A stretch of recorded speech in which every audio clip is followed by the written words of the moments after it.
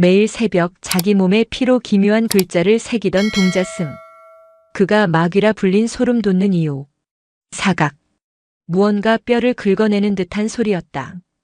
백운산 와룡사의 새벽은 안개보다 먼저 소리로 잠을 깬다. 법고 소리도 목탁 소리도 아닌 그 동자승의 소리. 노승 무경은 잠이 얕았다. 그는 늙은 소나무 껍질처럼 마른 눈을 떴다. 창호지 너머로 아직 붉은 기운이 채 가시지 않은 푸른 어둠이 깔려 있었다. 그리고 그 어둠을 찢고 어김없이 그 소리가 들려왔다. 단우. 무경은 소리 없이 몸을 일으켰다. 승복을 여미는 그의 마른 손가락이 미세하게 떨렸다. 추위 때문이 아니었다. 와룡사에 온 지 50번째 여름을 맞이하고 있었지만 이런 일은 처음이었다. 그는 조용히 요사체를 나섰다. 늙은 배롱나무가 짙은 그늘을 들이운 마당을 가로질러 낡은 장경각 뒤편의 공터로 향했다. 그곳에 아이가 있었다. 단우. 10살 남짓한 아이. 닷새 전 비에 젖은 채 사천 왕상 앞에 쓰러져 있던 것을 거둔 아이다. 아이는 묻는 말에 답이 없었고 그저 며칠을 앓다가 일어난 뒤부터 이것을 시작했다. 단우는 돛돌 위에 가부좌를 틀고 앉아 있었다. 새벽의 차가운 습기를 머금은 여윈 어깨가 잘게 떨리고 있었지만 아이의 표정은 수천 년 묵은 바위처럼 고요했다. 아이는 왼팔을 걷어붙이고 오른손에 쥔 검고 뾰족한 돌조각 계곡에서 주운 흑요석 파편이었다으로 제 팔뚝에 글씨를 새기고 있었다. 사각. 사각. 살같이 찢어지는 소리가 아니었다. 그것은 마치 젖은 진흙판에 글씨를 새기는 듯한 기묘하게 둔탁하면서도 날카로운 소리였다. 아이의 하얀 팔뚝에는 이미 서너 개의 글자가 붉게 배어나와 있었다. 피가 흐르지는 않았다. 마치 붉은 잉크가 피부 아래에서부터 스며 나오는 것 같았다. 글자는 기이했다. 한자 같기도 하고 범어 같기도 했으나 무경이 아는 그 어떤 경전의 문자도 아니었다. 그것은 차라리 부서진 기와 조각에 새겨진 고대의 무늬에 가까웠다. 단우야. 무경이 낮게 불렀다. 아이는 돌아보지 않았다. 그저 마지막 획을 그었다. 사각 소리가 멎자 아이는 흑요석 조각을 조용히 옆에 내려놓았다. 그리고 피멍처럼 붉은 글씨가 새겨진 팔을 물끄러미 내려다보았다. 그때였다. 이 무슨 해괴한 짓이냐? 벼락 같은 고함이 새벽 공기를 갈랐다. 무경의 뒤편에서 지율 스님이 노기등등한 얼굴로 걸어 나왔다. 지율은 와룡사의 규율을 담당하는 중년의 승려였고 그의 눈은 한치의 어긋남도 용납하지 못하는 칼날 그 자체였다. 지율은 단숨에 아이 앞으로 다가가 여인 팔을 거칠게 낚아챘다. 이것이 무엇이냐? 내 놈 몸뚱이가 부처님께 받은 공약물인 줄 모르느냐? 어찌 감히 제 몸에 상처를 내어 법당을 더럽히는 게야? 단우의 작은 몸이 휘청거렸지만 아이는 비명 한 번 지르지 않았다. 그저 고개를 들어 지율을 올려다볼 뿐이었다. 그 눈은 10살 아이의 것이라기엔 너무도 깊고 또렷했다. 이건 아이의 목소리가 작게 갈라져 나왔다. 제 공부입니다. 공부? 지율은 기가 막힌다는 듯 헛웃음을 쳤다. 경전을 읽고 참선을 하는 것이 공부다. 이따위로 제사를 찢어 해괴한 낙서를 하는 것은 공부가 아니라 마구니가 신 망동이다. 내 놈이 사문의 길을 흐리고 있어. 지율이 아이의 팔을 쥔 손에 힘을 더했다. 붉은 글씨 위로 시퍼렇게 멍이 오르는 듯 했다. 멈추게 지율 스님. 그때까지 지켜보던 무경이 나섰다. 무경의 목소리는 늙고 했지만 지율의 기세를 누르기에 충분한 무게가 있었다. 노스님, 이 아이를 보십시오. 새벽마다 이 짓을 하고 있습니다. 요사체의 다른 동자승들이 겁에 질려 잠을 이루지 못합니다. 이는 명백히 계율을 어긴 것이며 그래서 아이의 팔을 부러뜨릴 텐가. 무경의 차분한 반문에 지율은 잠시 말문이 막혔다. 그는 아이의 팔을 놓아주었지만 그 눈빛은 여전히 이 해괴한 동자승을 향한 혐오와 의심으로 불타고 있었다. 저 아이는 정상이 아닙니다. 삿된 기운에 물들었습니다. 당장 산문 밖으로 내쳐야 합니다. 삿된 것인지 아닌지는 내가 판단하네. 무경은 지율을 지나쳐 단우 앞에 무릎을 굽혔다. 늙은 스님의 시선이 아이의 눈과 마주쳤다. 단우야. 왜 이것을 하는 것이냐? 단우는 지율에게 붙잡혔던 팔을 다른 손으로 쓸었다. 그리고 다시 무경을 보며 조금 전과 똑같은 대답을 했다. 공부입니다. 잊지 않기 위한 공부입니다. 무엇을 잊지 않기 위함이냐? 아이는 대답 대신 고개를 저었다. 마치 자신도 그것을 모른다는 듯이 혹은 말할 수 없다는 듯이. 무경은 아이의 팔에 새겨진 기이한 글자들을 바라보았다. 붉은 상처는 이상하게도 아침 햇살이 스미기 시작하자 그 빛깔이 옅어지고 있었다. 마치 물에 잉크가 풀어지듯 혹은 새벽 안개가 스러지듯. 해가 중천에 뜰 때쯤이면 저 상처는 흔적도 없이 사라질 것이다. 그리고 다음 날 새벽 단우는 어김없이 이곳에서 새로운 돌조각으로 새로운 부위 가슴팍이거나 허벅지이거나 또 다른 글씨를 새길 것이다. 지율은 그것을 삿된 짓이라 했고 무경은 그것을 이해할 수 없었다. 와룡사. 이끼 낀 기와와 천년의 비바람에 뒤틀린 기둥으로 이루어진 이 낡은 사찰은 백운산의 깊은 품 안에 숨겨져 있었다. 사람들은 이곳을 웅크린 용의 절이라 불렀지만 무경이 보기에 이 절은 용이라기보다 산사태에 반쯤 묻혀 숨만 겨우 붙어 있는 늙은 이무기에 가까웠다. 절은 가난했고 찾아오는 신도도 거의 없었다. 오직 몇 명의 늙은 승려와 공부를 위해 모인 객승, 그리고 부모에게 버려진 동자승들만이 이 낡은 공간을 지키고 있었다. 단우가 오기 전까지 이곳은 지루할 만큼 평화로웠다. 노스님, 저 아이를 저대로 두실 겁니까? 지율이 참지 못하고 다시 물었다. 무경은 천천히 일어섰다. 그의 시선은 단우가 아닌 장경각의 뒤편 절벽과 맞닿은 낡은 벽을 향해 있었다. 그곳은 와룡사가 처음 세워지기 전 이름 모를 수행자들이 기거하던 석굴이 있던 자리라고 전해졌다. 지금은 두꺼운 벽으로 막혀 있었지만 지율 스님, 무경이 입을 열었다. 우리는 아침 예불 시간이 늦었네. 허나 산이 아이를 받아들였고 절이 아이를 거두었네. 그 아이가 하는 공부가 무엇인지 알기 전까지 우리는 그저 지켜볼 뿐이네. 무경은 단우에게 돌아서서 말했다. 날이 차다. 어서 들어가 공양이라도 하거라. 아이는 대답 없이 그저 합장을 했다. 핏물이 채 가시지 않은 팔로 올리는 합장이었다. 지율은 분을 사귀지 못하고 거친 숨을 몰아쉬었지만 절의 가장 큰 어른인 무경의 명을 거역할 수는 없었다. 그는 단우를 매섭게 한번 쏘아보고는 대웅전을 향해 돌아섰다. 새벽의 정적 속 무경은 생각했다. 저 아이는 무엇을 잊지 않으려는 것인가? 혹은 저 아이의 몸을 빌어 무엇이 기억되려 하는 것인가? 아이의 팔에서 쓰러져 가던 붉은 글씨가 아침 햇살에 잠시 금빛으로 반짝였다 쓰러지는 것을 무경은 놓치지 않았다. 그것은 피의 빛이 아니었다. 와룡사의 여름은 지독한 습기로 시작되었다. 비구름은 백운산의 허리를 떠날 줄 몰랐고 늙은 기둥들은 물을 머금어 묵직하게 가라앉았다. 공기 중에는 짙은 곰팡이 냄새와 흙비린내가 뒤섞였다. 단우가 절에 온 지 한 달이 지났다. 아이의 공부는 계속되었다. 이제 아이는 무경이나 지율의 눈을 피했다. 동이특이 1시간 전 모두가 가장 깊은 잠에 빠진 시간에 일어나 장경각 뒤편이 아닌 산 중턱의 작은 암자터로 자리를 옮겼다. 하지만 지율 스님은 집요했다. 결국 찾아냈습니다. 늦은 밤 무경의 처소를 찾아온 지율의 얼굴은 어두웠다. 그는 무경의 앞에 작은 보따리 하나를 툭 던졌다. 이것이 그 아이가 쓰던 붓입니다. 보따리가 풀리자 그 안에서 날카롭게 마모된 돌조각, 짐승의 뼈조각, 심지어 녹슨 쇠붙이까지 굴러나왔다. 모두 무언가를 새기기 위한 도구들이었다. 산 중턱 바위굴에서 이 짓을 하고 있었습니다. 쫓아가 덮치니 이마에 피를 흘리면서도 멈추질 않더군요. 지율의 목소리에는 경멸과 함께 이해할 수 없는 것에 대한 미약한 두려움이 섞여 있었다. 노스님, 이것은 공부가 아닙니다. 자해입니다. 아이가 미쳤거나 혹은 말씀드린 대로 삿된 것에 단단히 홀린 것입니다. 무경은 보따리에서 가장 날카로운 흑요석 조각을 집어들었다. 달빛에 비친 그 끝은 매끄럽게 달아 있었다. 한 달 만에 이 단단한 돌을 이토록 닳게 만들 만큼 아이는 자신을 깎아내고 있었다. 오늘은 무슨 글자를 새기고 있었는가? 글자가 아닙니다. 처음 보는 괴이한 그림이었습니다. 마치 불꽃 같기도 하고 뿌리 같기도 한 것이. 지율은 차마 입에 담기 거북하다는 듯 미간을 찌푸렸다.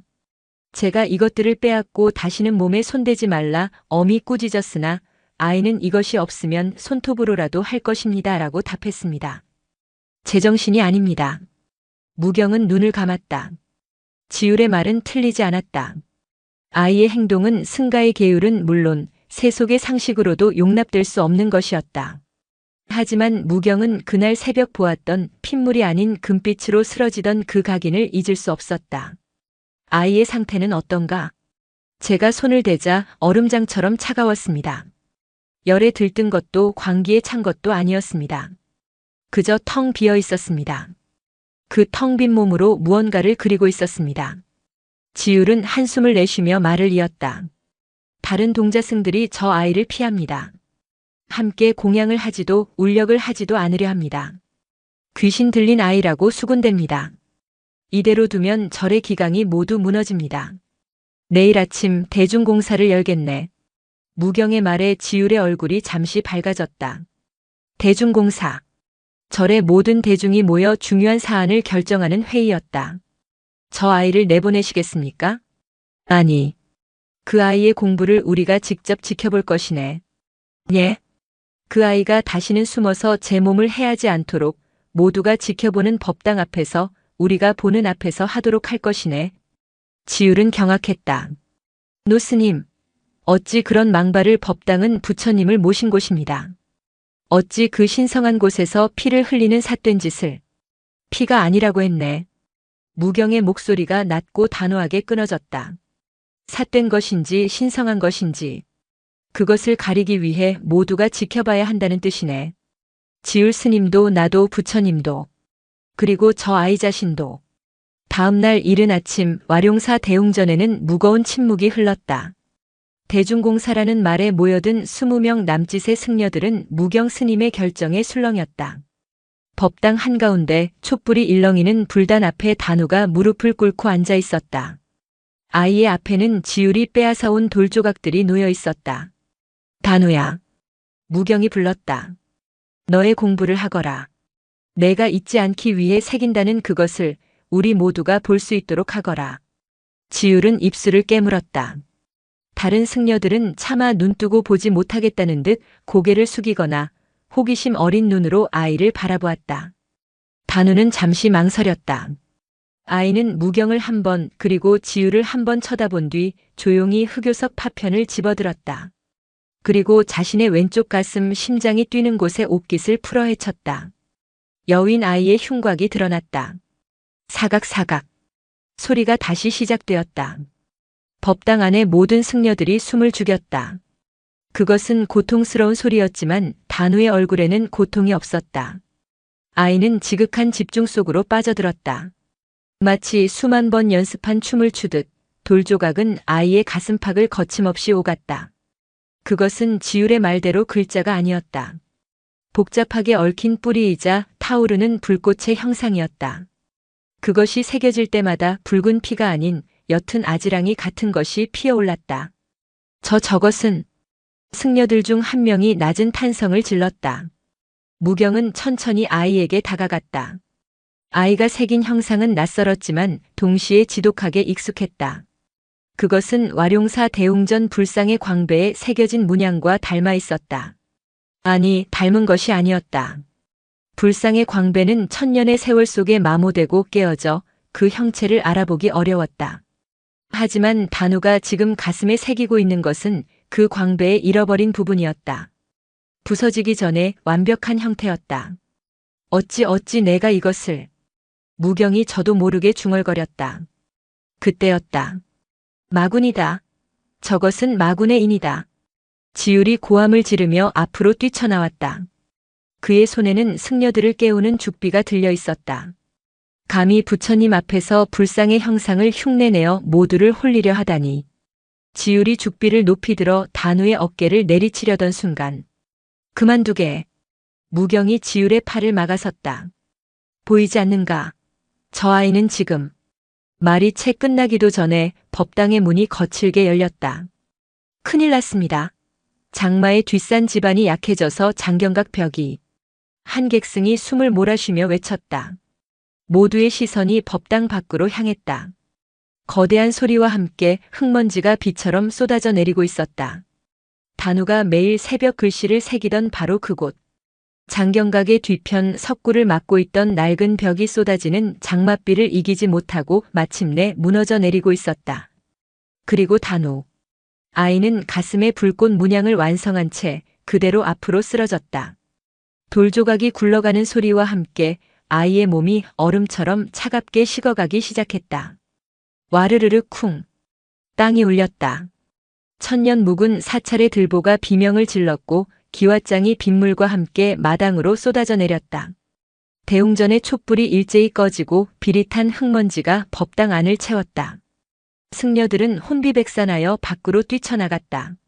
무경과 지율도 마찬가지였다. 그들의 눈앞에 펼쳐진 광경은 참혹했다. 와룡사의 가장 오래된 건물인 장경각의 뒤편 산비탈과 맞닿아 있던 두꺼운 흙벽이 거대한 입을 벌리며 무너져 내리고 있었다. 수백 년간 저를 지탱해온 축대가 빗물에 휩쓸려 내려간 것이다. 경전, 경판을 구해야 한다. 지율이 소리쳤지만 이미 늦었다. 장경각은 위태롭게 반쯤 기울어져 언제 산 아래로 무너져 내려도 이상하지 않을 상태였다. 모두 물러서라. 접근하지 마라. 무경이 승려들을 제지했다. 쏟아지는 비는 이미 폭우로 변해 있었다. 백운산이 울고 있었다. 산이 머금고 있던 물을 일제히 토해내는 듯 했다. 단우, 아이가. 그때 한 승려가 법당 안을 가리켰다. 무경은 그제야 정신이 들었다. 그는 빗속을 뚫고 다시 대웅전으로 뛰어들어갔다. 아이는 쓰러진 그 자리에 그대로 있었다. 가슴을 풀어헤친 채 핏기 하나 없는 얼굴로. 무경이 다가가 아이의 코에 손을 가져갔다. 숨이 없었다. 맥도 뛰지 않았다. 몸은 얼음을 만지는 것처럼 차가웠다. 단우야, 단우야, 정신 차려라. 무경이 아이의 뺨을 두드리며 외쳤지만 아이의 머리는 그저 힘없이 흔들릴 뿐이었다. 그때 지율이 무경의 뒤로 다가왔다. 그의 얼굴은 빗물과 땀 그리고 알 수 없는 공포로 범벅이 되어 있었다. 노스님 아이가 죽었다. 무경의 입에서 절망적인 단어가 흘러나왔다. 아닙니다. 저것은. 지율은 쓰러진 단우를 지나쳐 불단 앞으로 다가갔다. 그리고 그는 자신이 본 것을 의심하며 뒷걸음질 쳤다. 부처님 광배가. 무경은 지율의 시선을 따라 고개를 들었다. 어둠 속에서 대웅전에 주부리신 석가모니 불상의 광배가 빛나고 있었다. 아니, 빛나는 것이 아니었다. 단우가 가슴에 새겼던 그 불꽃 문양이 불상에 부서진 광배 부분에 붉게 새겨져 있었다. 단우의 몸이 차갑게 식어가는 것과 동시에 불상의 광배는 마치 방금 상처를 입은 것처럼 선명한 붉은 빛을 띠고 있었다. 아이의 몸에서 사라진 온기가 저 무생물의 돌덩이로 옮겨간 듯 했다. 이 무슨. 지율은 부들부들 떨며 주저앉았다. 그가 마군의 인이라 불렀던 그것이 지금 부처의 몸에 현현한 것이다. 저 아이가 대체. 무경은 망연자실한 채 불상과 아이를 번갈아 보았다. 단우가 매일 새벽 제 몸에 글씨를 새겼다. 그 글씨는 해가 뜨면 사라졌다. 지율이 그것을 막으려 하자 아이는 저항했다. 모두가 보는 앞에서 아이는 마지막 문양을 새겼다. 그리고 장경각의 벽이 무너졌다. 아이는 숨을 거두었고 아이가 새긴 문양이 불상에 나타났다. 이 모든 것이 우연일 리 없었다. 무경의 뇌리를 스치는 것이 있었다. 잊지 않기 위한 공부입니다. 아이는 잊지 않기 위해 제 몸에 기록했다. 그 기록이 이제 본래의 자리로 돌아간 것이다. 그렇다면 저 무너진 장경각의 벽 뒤에는 무엇이 있단 말인가? 지율 스님, 무경이 외쳤다.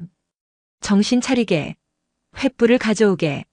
다른 스님들에게는 무너진 곳에 접근하지 말라 이르고. 무경은 숨이 멎은 단우의 몸을 들쳐 안았다. 깃털처럼 가벼웠다. 아이의 몸에서는 더 이상 온기가 느껴지지 않았지만 그 가슴에 새겨졌던 문양의 흔적 이제는 옅은 흉터처럼 남은 에서 기묘한 열기가 느껴졌다. 그는 아이를 조심스럽게 자신의 처소로 옮겨 눕혔다. 단우야, 내가 하려던 것이 이것이었느냐? 이 늙은 중이 너무 늦게 깨달았구나. 무경은 아이의 손을 잡았다. 그리고 다시 폭우가 쏟아지는 밖으로 나갔다. 횃불을 들고 온 지율이 그를 기다리고 있었다. 노스님, 위험합니다. 산이 계속 울고 있습니다. 가봐야 하네. 무경의 눈은 무너진 장경각 너머 어둠이 입을 벌리고 있는 그 균열을 향하고 있었다. 저 아이가 우리에게 보여주려 한 것이 저곳에 있네. 두 사람은 비바람을 뚫고 무너진 축대로 향했다. 흙과 돌 그리고 부서진 경전의 파편들이 진흙탕에 뒤섞여 아수라장이었다. 장경각을 받치고 있던 거대한 흙벽이 사라진 자리에는 거무죽죽한 동굴이 입을 벌리고 있었다. 수백 년간 닫혀있던 와룡사의 시작이라고 전해지던 바로 그 석굴이었다. 저 아닙니다. 지율이 횃불을 앞으로 내밀었다. 동굴 안에서는 축축한 흙냄새와 함께 아주 짙은 오래된 향냄새가 흘러나오고 있었다. 무경은 지율의 횃불을 받아들고 한 걸음 안으로 들어섰다. 지율이 겁에 질린 채 그 뒤를 따랐다. 동굴은 생각보다 깊지 않았다. 10걸음쯤 들어갔을까 횃불의 빛이 둥근 공간의 끝에 닿았다. 그리고 그들은 보았다. 아! 지율의 입에서 신음이 터져 나왔다. 그곳에는 불상이 있었다. 대웅전의 불상과는 전혀 다른 훨씬 더 오래되고 강인하며 그러나 지금은 심하게 부서진 거대한 석불이었다. 그 석불은 온몸이 훼손되어 있었다. 얼굴에 반이 떨어져 나갔고 두 팔은 잘려나갔으며 몸체에는 칼과 창으로 긁힌 듯한 자국이 무수히 나 있었다. 하지만 두 사람을 압도한 것은 그것이 아니었다. 석불의 온몸에는 글씨가 새겨져 있었다. 지금까지 단우가 자신의 팔과 다리, 가슴과 등에 새겨왔던 바로 그 기이한 글자들이 수백, 수천 자가 빼곡하게 석불을 뒤덮고 있었다. 단우의 몸에 새겨졌다가 사라지던 그 글자들은 사실은 이 석불에 새겨져 있던 경문이었다. 이럴 수가. 무경은 횃불을 든 손을 부들부들 떨었다. 석불은 마치 단우처럼 온몸으로 무언가를 기억하고 있었다. 그리고 그는 석불의 가슴팍을 보았다. 단우가 마지막으로 그렸던 그 불꽃 문양. 석불의 가슴에도 똑같은 문양이 새겨져 있었으나 그 중심부가 텅 비어 있었다. 마치 가장 중요한 심장이 빠져나간 것처럼. 대웅전 불상의 광배에 나타난 문양. 단우가 가슴에 새기고 쓰러진 문양. 그리고 이 석불에 비어있는 심장. 이 모든 것이 하나로 연결되고 있었다. 노스님, 저것 보십시오. 지율이 석불의 발치를 가리켰다. 석불의 발 아래 진흙 속에는 작은 흑요석 조각 하나가 떨어져 있었다. 단우가 자신의 몸에 글씨를 새길 때 쓰던 것과 똑같은, 아니, 바로 그 돌조각이었다. 아이는 닷새 전 이 절에 오기 전 이 석굴에서 발견되었던 것이다. 단우는 이 석불의 기억을 가지고 밖으로 나왔던 것이다. 석불이 잊지 않기 위해 품고 있던 경문들. 그러나 세월 속에서 잊혀가던 그 경문들을 아이는 제 몸을 빌려 매일같이 복원하고 있었던 것이다. 단우는 무경이 중얼거렸다. 이 불상의 울림이었네. 이 부서진 불상이 토해낸 마지막 숨결이었어. 그때였다. 밖에서 승려들의 다급한 외침이 들려왔다. 노스님, 지율 스님, 어서 나오십시오. 왜 그러나? 아이가 사라졌습니다. 무경과 지율은 석굴을 뛰쳐나왔다. 무슨 소리냐? 내가 분명 내 처소에 눕혀두었다. 방금 다녀왔는데 없습니다. 아이가 있던 자리에 이것만 남아 있었습니다. 승려가 내민 것은 단우가 덮고 있던 이불이었다. 그리고 그 이불 위에는 검게 타버린 제가 단우가 그렸던 불꽃 문양의 형태로 남아 있었다.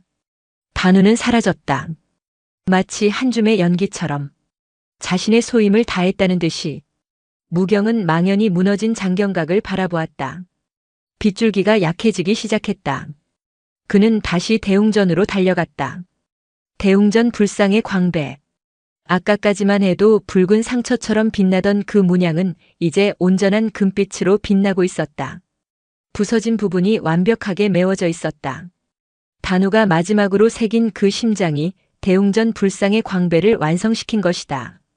그렇다면 석굴의 저 불상은 무경은 다시 석굴로 달려갔다. 석굴의 석불은 여전히 그 자리에 있었다. 하지만 석불에 텅 비어있던 가슴 중심부. 그곳에는 붉은 빛이 아닌 옅은 흑빛으로 단우가 새겼던 것과 똑같은 문양이 희미하게 새겨져 있었다. 아이는 자신의 모든 것을 태워 대웅전의 불상을 완성시키고 이 잊혀진 석불에게는 기억의 흔적을 돌려주고 사라진 것이다. 지율이 무경의 곁에 와 무릎을 꿇었다. 그는 더 이상 이 현상을 마군이라 부르지 못했다. 노스님, 저희는 대체 무엇을 본 것입니까? 무경은 횃불을 끄고 잊혀진 석불 앞에 조용히 합장했다. 우리는 새기는 것을 보았네. 그는 밖으로 나왔다. 비가 먹고 있었다. 동쪽 하늘이 옅게 밝아오기 시작했다. 저 아이는 경전을 읽은 것이 아니야. 경전 그 자체가 되려 한 것도 아니야. 무경은 젖은 마당을 걸으며 아침 예불을 알리는 종을 향해 걸어갔다. 그저 잊히는 것을 슬퍼한 게지.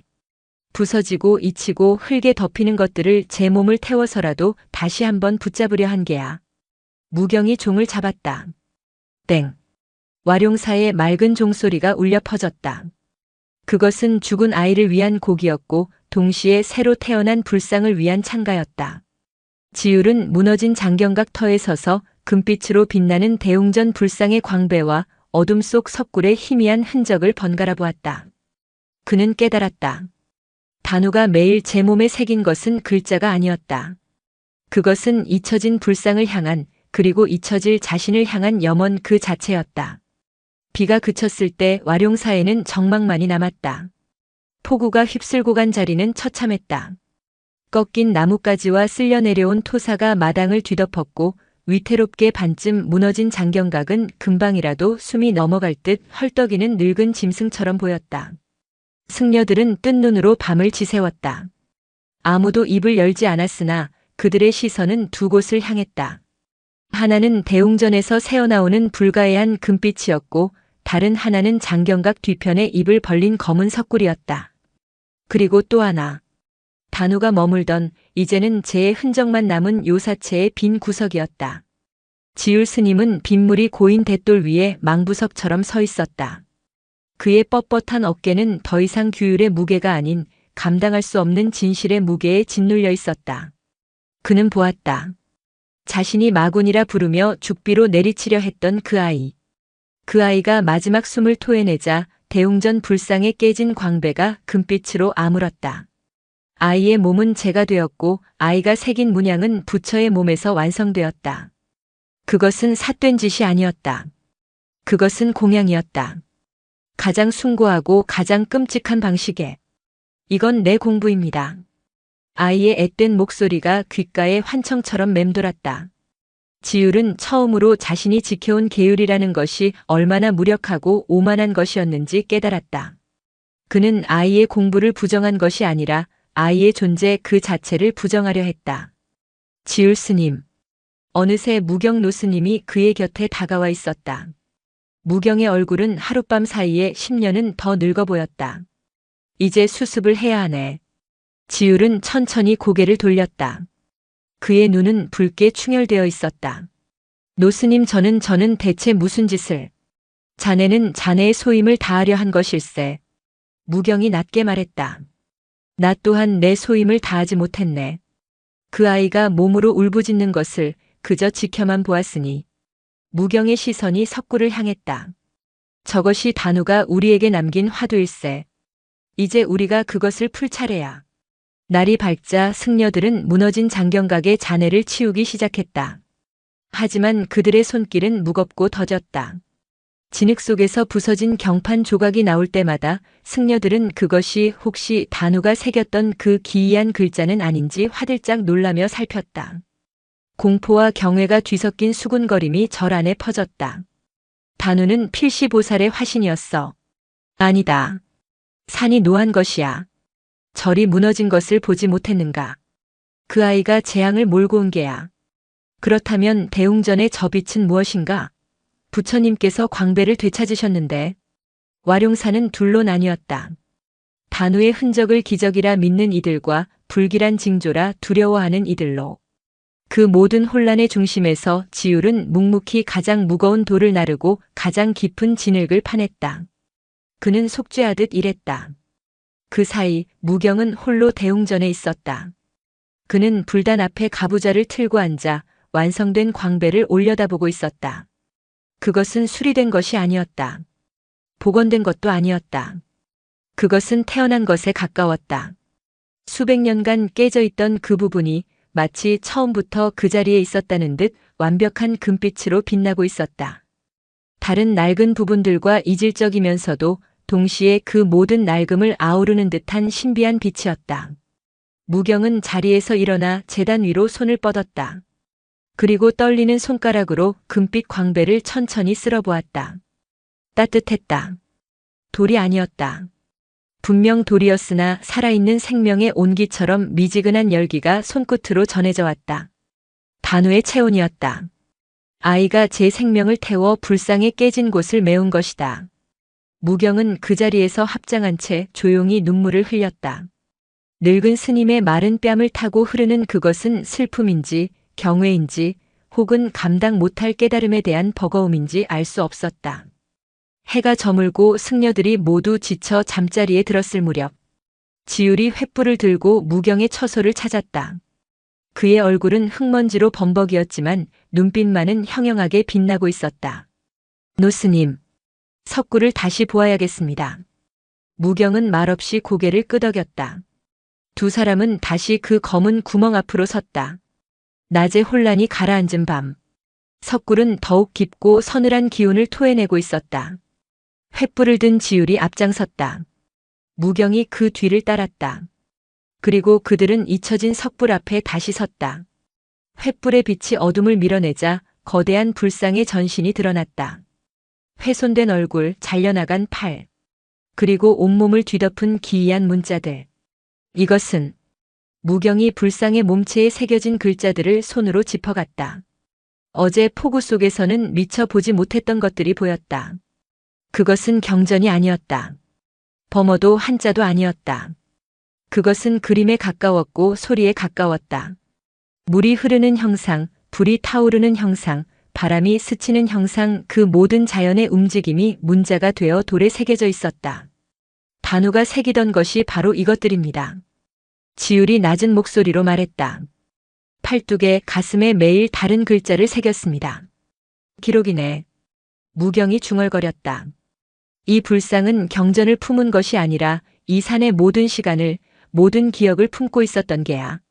무경은 석불의 가슴팍, 단우의 재와 함께 희미하게 새겨진 그 불꽃 문양을 바라보았다. 단우는 이 불상의 기억이 밖으로 새어나온 것이었네. 불상이 너무 오래되어 제 몸에 새긴 기억들을 잊기 시작하자 그 잊히는 기억들이 한 아이의 형상을 빌어 나타난 게야. 그리고 제 몸에 다시 새기며 잊지 않으려 발버둥 친 것이지. 지율은 횃불을 더 가까이 가져갔다. 그렇다면 노스님, 대웅전의 불상은 어찌 된 것입니까?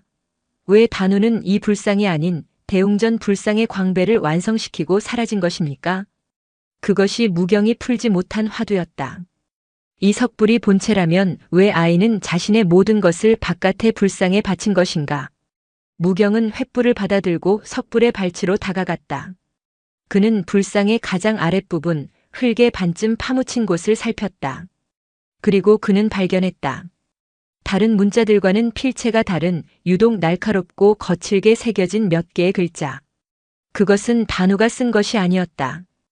훨씬 더 오래된, 그러나 이 불상이 처음 세워질 때 새겨진 글자는 아닌 누군가가 훗날 덧새긴 흔적이었다. 그것은 이 기이한 상형 문자가 아닌 유일하게 읽을 수 있는 한자였다. 헌하신 보피광 나의 몸을 바쳐 저 빛을 보완한다. 이것은 무경과 지율은 동시에 숨을 삼켰다. 이 석불은 자신의 존재 이유가 스스로가 아닌 다른 불상을 지키기 위함임을 알고 있었다. 단우는 그 마지막 소명을 따른 것이었다. 이 잊혀진 석불의 마지막 염원, 즉 대웅전의 주부를 완성시키는 임무를. 이 불상은 지율이 떨리는 목소리로 말했다. 자신을 희생하여 대웅전의 부처님을 지키는 호법 불상이었던 것입니다. 스스로 잊혀지고 부서지는 것을 감수하면서 오직 저 빛을 위해 존재했던 불상. 그리고 그 불상의 마지막 염원이 화신한 단호. 모든 조각이 맞춰졌다. 지율은 그 자리에 엎드려 오체투지를 올렸다.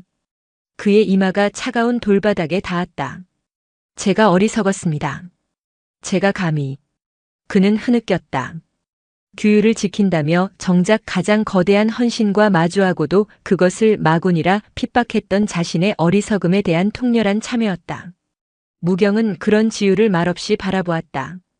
그리고 횃불을 들어 석굴의 벽을 비추었다. 그곳에는 단우가 썼던 흑요석 조각들이 흩어져 있었다. 그리고 아이가 잠시 기거했던 듯 마른 풀을 엮어 만든 작은 잠자리도 있었다. 단우는 절에 온 것이 아니었다. 그저 자신의 자리로 돌아온 것이었다. 무경은 횃불을 껐다. 어둠 속에서 두 스님은 잊혀진 불상 앞에 오랫동안 앉아 있었다. 석불의 몸에 새겨진 문자들은 더 이상 기이한 그림이 아니었다. 그것은 천년의 세월을 견뎌낸 숭고한 약속의 언어였다. 그날 밤 이후 와룡사에 변화의 바람이 불었다. 가장 크게 변한 것은 지율 스님이었다. 그는 더 이상 승려들의 규율을 따지지도 동자승들을 꾸짖지도 않았다. 대신 해가 뜨면 가장 먼저 일어나 무너진 장경각의 털을 정리했고 해가 지면 석굴로 들어가 잊혀진 석불 앞에 묵묵히 앉아 있었다. 그의 공부는 이제 계율을 외는 것이 아니라 돌을 나르고 흙을 파내며 석불을 지키는 것이 되었다. 며칠 뒤 승려들의 대중공사가 다시 열렸다. 안건은 석굴의 철이었다. 저 불상은 너무 오래되었고 심하게 훼손되었습니다. 그리고 저 기이한 문자들은 불경에도 없는 것들입니다. 이대로 두는 것은 한 노승이 우려를 표했다. 단우의 일이 기적이라기보다 감당할 수 없는 이적이라 여기는 이들이었다. 다시 묻어야 합니다. 장경각을 복원하면서 저 석굴은 원래대로 흙으로 덮어 봉인해야 합니다. 어찌 그런 말씀을, 부처님을 다시 흙에 묻자니요. 젊은 승려들이 반발했다. 그때 지율이 앞으로 나섰다. 흙먼지가 묻은 승복 차림 그대로였다. 봉인해야 합니다. 모두의 시선이 그에게 쏠렸다. 단우의 일을 가장 경이롭게 받아들인 이가 지율이라 생각했기 때문이었다. 하지만 묻는 것이 아닙니다. 지키는 것입니다. 지율은 무경 노스님을 바라보았다. 무경은 조용히 눈을 감고 있었다. 저 석불은 스스로를 드러내기 위해 나온 것이 아닙니다. 지율이 말을 이었다. 자신의 소명 대웅전의 빛을 완성하는 것을 다했을 뿐입니다. 이제 우리는 저 불상의 마지막 안식을 지켜드려야 합니다. 그의 목소리에는 이견을 허락하지 않는 확신이 있었다. 저 석불의 경문은 우리가 읽을 수 있는 것이 아닙니다. 그것은 단우가 그러했듯 몸으로 읽고 생명으로 지켜내야 하는 것입니다. 저 성스러운 공간에 속세의 호기심과 시선이 닿게 할 수는 없습니다. 결정은 내려졌다. 장경각은 원래의 자리에서 조금 비켜나 다시 짓기로 했다. 그리고 석굴이 있던 자리는 거대한 축대를 다시 쌓아 막되 그 앞에 작은 감실 형태의 공간을 만들기로 했다. 지율은 그 모든 공사를 스스로 주관했다. 그는 승려들과 함께 산에서 가장 단단한 바윗돌을 날라왔다. 그리고 석굴의 입구를 한 겹 한 겹 막아 올렸다. 마지막 돌을 쌓아 올리기 전 지율은 홀로 석굴 안으로 들어갔다. 그는 훼손된 석불 앞에 단정히 앉아 처음으로 목탁을 잡았다. 단우야, 아니 이름 모를 보살이시여. 당신이 지키려 한 것을 이제 이 미혹한 중이 지키려 합니다. 당신이 그토록 잊히지 않으려 했던 그 기억들을 이제 이 돌무덤 안에서 편히 쉬게 하십시오. 그는 반야심경을 한편 외웠다. 그리고 석불의 발치에 단우가 쓰던 흑요석 조각 하나를 조심스럽게 놓고 밖으로 나왔다. 쿵. 마지막 돌이 입구를 막았다. 석굴은 다시 천년의 어둠 속으로 돌아갔다.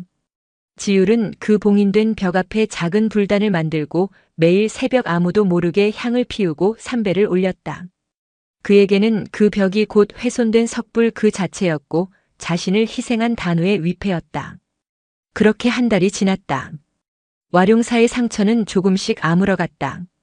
승려들은 대웅전 불상의 금빛 광배를 보며 예불을 올렸다. 그 빛은 여전히 따뜻했고 묘하게도 비가 오거나 궂은 날이면 더욱 밝게 빛나는 듯했다. 절에는 평화가 돌아오는 듯했다. 그 평화를 깬 것은 가을바람과 함께 찾아온 한 명의 방문객이었다. 그는 속세의 옷을 입고 있었으나 그 행색이 예사롭지 않았다. 잘 다려진 회색 두루마기에 콧등에 걸친 둥근 금태 안경. 그는 자신을 경성에서 온 민속학자 김진태라고 소개했다. 노스님, 백운산 와룡사의 영험함에 대해 듣고 찾아왔습니다. 김진태는 무경 스님과 마주 앉아 깍듯하게 절을 올렸다. 그의 눈은 웃고 있었지만 안경 너머의 시선은 절 안의 모든 것을 꿰뚫어 보는 듯 날카로웠다. 이 산골까지 어인 발걸음이신지요? 무경이 차를 따르며 물었다. 최근 경성 학계에 흥미로운 소문이 돌았습니다. 김진태는 찻잔을 들며 말했다. 지난 여름 큰 장마 때 이곳 와룡사에서 금빛 기적이 일어났다고 들었습니다. 벼락이 쳐서 불상에 깨진 곳이 아물었다는 그런 이야기였지요. 무경의 손이 순간 멈칫했으나 그는 이내 평정을 되찾았다. 산사의 도는 근거 없는 이야기일 뿐입니다. 그저 낙뢰가 있었고 마침 불상의 먼지가 씻겨나가 그리 보였던 모양입니다. 하, 그러십니까? 김진태는 웃어넘겼다. 그런데 절이 많이 상한 듯합니다. 저 뒤편은 새로 축대를 쌓으신 모양이군요. 그의 시선은 지울이 봉인한 바로 그 벽을 향해 있었다. 장마에 산사태가 나서 장경각이 무너졌습니다. 겨우 복구하는 중입니다. 안타까운 일입니다. 김진태는 혀를 찼다. 그런데 노스님, 제가 이곳에 오기 전에 백운산 자락의 마을에서 흥미로운 것을 하나 주었습니다. 그는 품에서 손수건을 꺼내 풀었다. 그 안에는 붉은 흙이 묻은 깨진 기와 조각 하나가 있었다. 그리고 그 기와 조각에는 단우가 새겼던 것과 똑같은 기이한 상형 문자 하나가 새겨져 있었다. 무경의 심장이 내려앉았다. 이것은 이 절의 기와가 아닙니다. 아마도 산사태 때 저 무너진 축대 혹은 그 너머에서 굴러내려온 것이겠지요. 김진태가 안경을 고쳤으며 무경을 똑바로 바라보았다. 이 문양, 저는 이것을 압니다. 10년 전 금강산 폐사지에서 발견된 소신경의 잔편에 새겨진 문자와 동일합니다. 소신경? 몸을 태워 공양한다는 그래서 교단에서 이단으로 치부되어 모두 불태워진 비운의 경전입니다. 그 경전의 마지막 장은 글이 아니라 이런 그림으로만 기록되어 있다고 전해지지요. 김진태가 기와 조각을 무경 쪽으로 밀었다. 노스님, 벼락이 아니라 저 무너진 벽 뒤에 이 소신경의 원본이 있는 것 아닙니까? 그의 목소리는 차분했지만 그 안에는 사냥감을 발견한 사냥꾼의 흥분이 서려 있었다. 그때였다. 그 손 치우시게. 차가운 목소리가 두 사람 사이에 끼어들었다. 어느새 다가온 지율이 김진태의 손목을 노려보며 서 있었다. 스님, 저는 그저 학자로서 학자의 눈이 아닙니다. 도굴꾼의 눈입니다. 지율이 쏘아붙였다. 와룡사에는 소신경이니 뭐니 하는 이단의 경전은 없습니다. 흙더미 속에서 굴러다니는 기와 조각 하나를 가지고 부처님의 도량을 어지럽히지 마십시오. 김진태는 지율의 기세에 눌린 듯 천천히 손을 거두었지만 그의 입가에는 오히려 옅은 미소가 걸렸다. 과민하게 반응하시는군요, 스님. 그는 일어섰다. 스님의 그 반응이 제 가설이 틀리지 않았음을 말해주는 것 같습니다. 그는 무경에게 다시 공손히 절을 했다. 오늘은 이만 물러가겠습니다. 하지만 노스님, 역사는 덮는다고 덮이는 것이 아닙니다. 진실은 언젠가 그 흙더미를 뚫고 다시 나옵니다. 단우 아니, 그 아이가 그랬던 것처럼 말입니다. 김진태는 단우라는 이름을 똑똑히 발음했다. 무경과 지율의 얼굴이 동시에 굳어졌다. 그 학자는 이미 아이의 존재까지 알고 있었다. 김진태는 의미심장한 미소를 남긴 채 훌쩍 산문을 나섰다. 지율은 그가 사라진 길을 매섭게 노려보았다. 저자가 어찌 단우의 이름까지. 무경은 기와 조각에 새겨진 문양을 바라보며 깊은 한숨을 내쉬었다. 봉인은 시작에 불과했네, 지율 스님. 이제부터가 진짜 싸움일세. 우리는 잊혀진 불상을 지켜야 하는 것이 아니라 그 불상이 품고 있는 기억을 저 속세의 탐욕으로부터 지켜내야 하네. 가을바람이 차가워지고 있었다. 와룡사의 평화는 다시 한번 깨졌다. 이번에는 폭우가 아닌 인간의 호기심과 탐욕이라는 이름의 재앙이었다. 김진태가 다녀간 후 와룡사에는 팽팽한 긴장감이 감돌았다. 그가 남기고 간 소신경이라는 단어는 무경과 지율의 마음에 무거운 쇠사슬처럼 감겼다. 이단. 몸을 태우는 경전. 단우가 행했던 공부가 그것과 맞닿아 있다는 사실은 아이의 숭고한 희생을 이단의 망동으로 격화시킬 수 있는 위험한 빌미가 되었다. 그자는 단순한 학자가 아닙니다. 지율은 봉인된 석굴 앞을 지키며 말했다. 그의 두 손은 새로 지은 축대에 거친 돌을 만지작거리고 있었다. 마치 벽 너머의 석불과 대화라도 하려는 듯이. 그의 눈빛은 진리를 찾는 자의 눈이 아니었습니다. 값을 매기는 자의 눈이었습니다. 알고 있네. 무경이 답했다. 경성의 골동상들이나 부호들이 희귀한 불경이나 불상을 얻기 위해 학자들을 앞세워 저를 겁박하는 일이 있다는 말은 들었네. 그자는 냄새를 맡은 게야. 단우의 이름까지 알고 있었습니다. 필시 산 아래 마을에서 아이에 대해 캐묻고 다닌 것입니다. 우리가 아이를 거두었을 때 마을 촌장에게 잠시 알린 적이 있으니 무경은 말을 흐렸다. 모든 것이 그들의 발목을 잡고 있었다. 어찌해야 합니까, 노스님? 저자가 다시 나타나면 지켜야지. 무경의 목소리는 조용했으나 강철처럼 단단했다.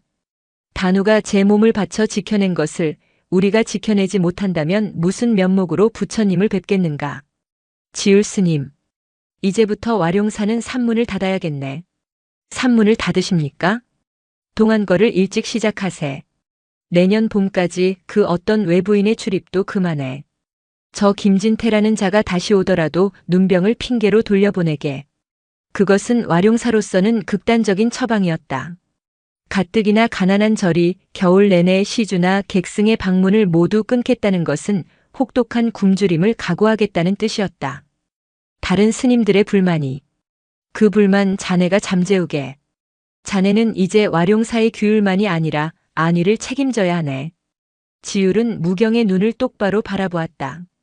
늙은 스님의 눈에는 그 어떤 흔들림도 없었다. 지율은 말없이 고개를 숙였다. 소승 명받겠습니다. 그날부터 와룡사의 문은 굳게 닫혔다.